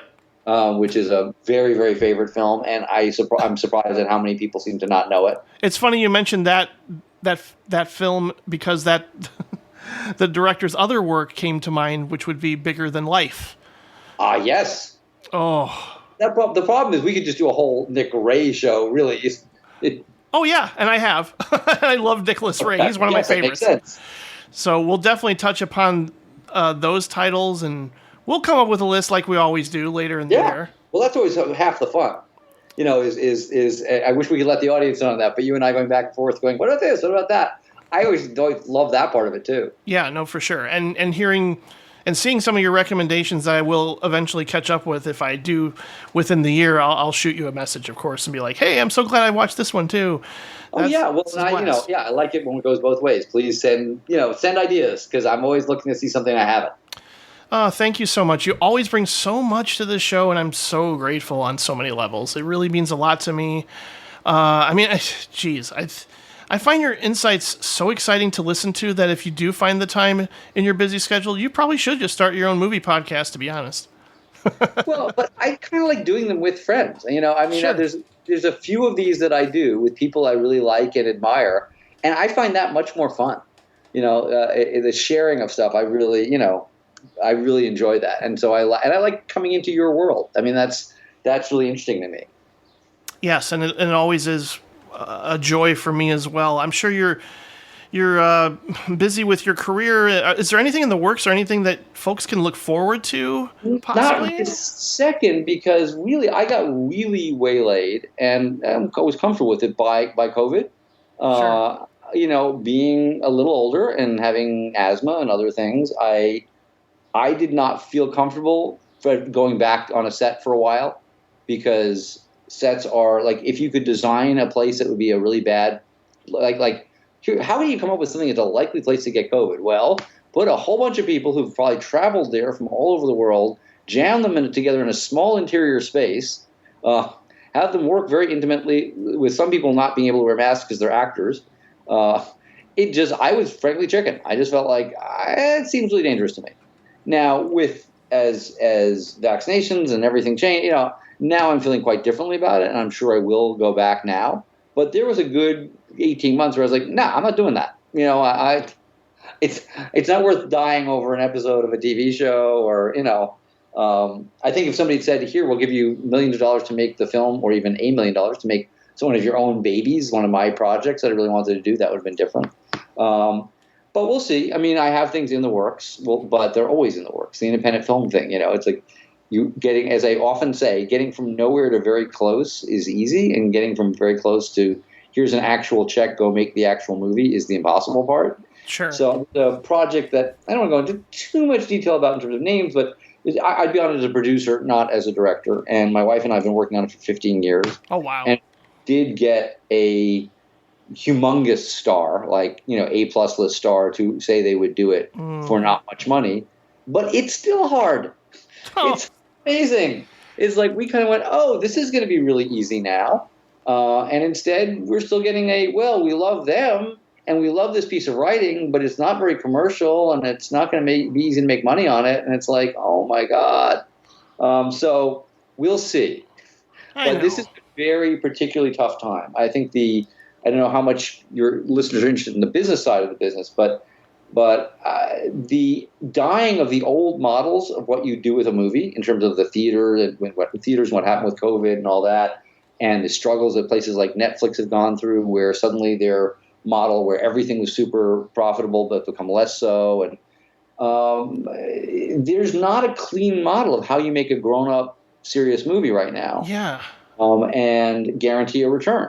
So most of them that are getting made are because individual investors are stepping up and taking a chance on something, and that's a tough, thing to chase, because you got to find just the right person at just the right moment. So, right now there's a lot less production coming out of the art film world. It's happening, but usually there's either a genre element that's strong, or some reason that it's like, oh, we know we can pre-sell this, just based on the log line or something. So it is a particularly difficult time. Now that will continue to evolve, but it's a weird moment for the kinds of films that I'm drawn to. Well, as a lifelong fan, I just want more work. Well, thank you. Well, I far from given up. I mean, like I say, there was a year and a half sort of sabbatical in there, but now I'm back to it. There's a project that I wanted to direct for many, many years that I'm currently examining to see if I could drop a zero off of the budget. I've had some friends and acquaintances make movies for ridiculously low sums. So I'm trying to look at, what does that really mean? What does it mean to make a movie for $200,000 instead of $2 million? What limitations would I face? What freedoms would I gain? And so that's the other thing I'm really focused on, is taking something I wanted to do since 2001, when I first got the rights to the book, and saying, can I make this that small and still make the movie that I want to make? So that's part of the work that's going on right now. Yeah, I know it's not easy. Another one of my favorite filmmakers, Sarah Polley, she's took her 10 years to make her new movie, and it's coming out later this year. I believe it's a book adaptation called Women Talking, with a dream cast, if there ever was one. Good Lord. I know one of my new favorites, Jessie Buckley, is among them. So, I love her, and I'm excited to see anything she does. Yeah, and definitely check out her book that she just recently put out too. It's something, especially what she brings up regarding Terry Gilliam. It's interesting. Yeah, it's interesting. Yeah. I mean, again, a lot of it's pretty heavy, but yeah, she's just always been one of those. I mean, even before she directed, I was always drawn to her as an actress, and now, every film she's made, I think, is incredibly strong, and now she's finally a new one. So I'm just hoping the same for you in the future. Well, I got to know Sarah just a little bit when I was auditioning for Waking the Dead, because she kept, I kept bringing her back to the role that Jennifer Connelly played. They were sort of ended up being kind of my two last choices, and she just was too young. Sure. Just putting her next to Billy, she just looked like a kid. But her work was so phenomenal, and her intelligence and what she brought to it as an actress was so amazing, that I was immediately, and then as a person, when you sit and talk to her, she was so smart. And so it's been really fun watching her, blossom into this amazing filmmaker. And I know she's one of those people I'm always rooting for. Yeah, same here, and I'll always be rooting for you as well, sir. Thank you, my friend. Yeah, I can't thank you enough for another enlightening and passionate conversation. Really, thank you so much for taking the time to talk great cinema, and let's do it again in a year when we go back to the 1950s. Absolutely. Awesome, man. Well, take care, and all the best to you and your family, all right? You too, my friend. Okay. Thanks again. Bye-bye.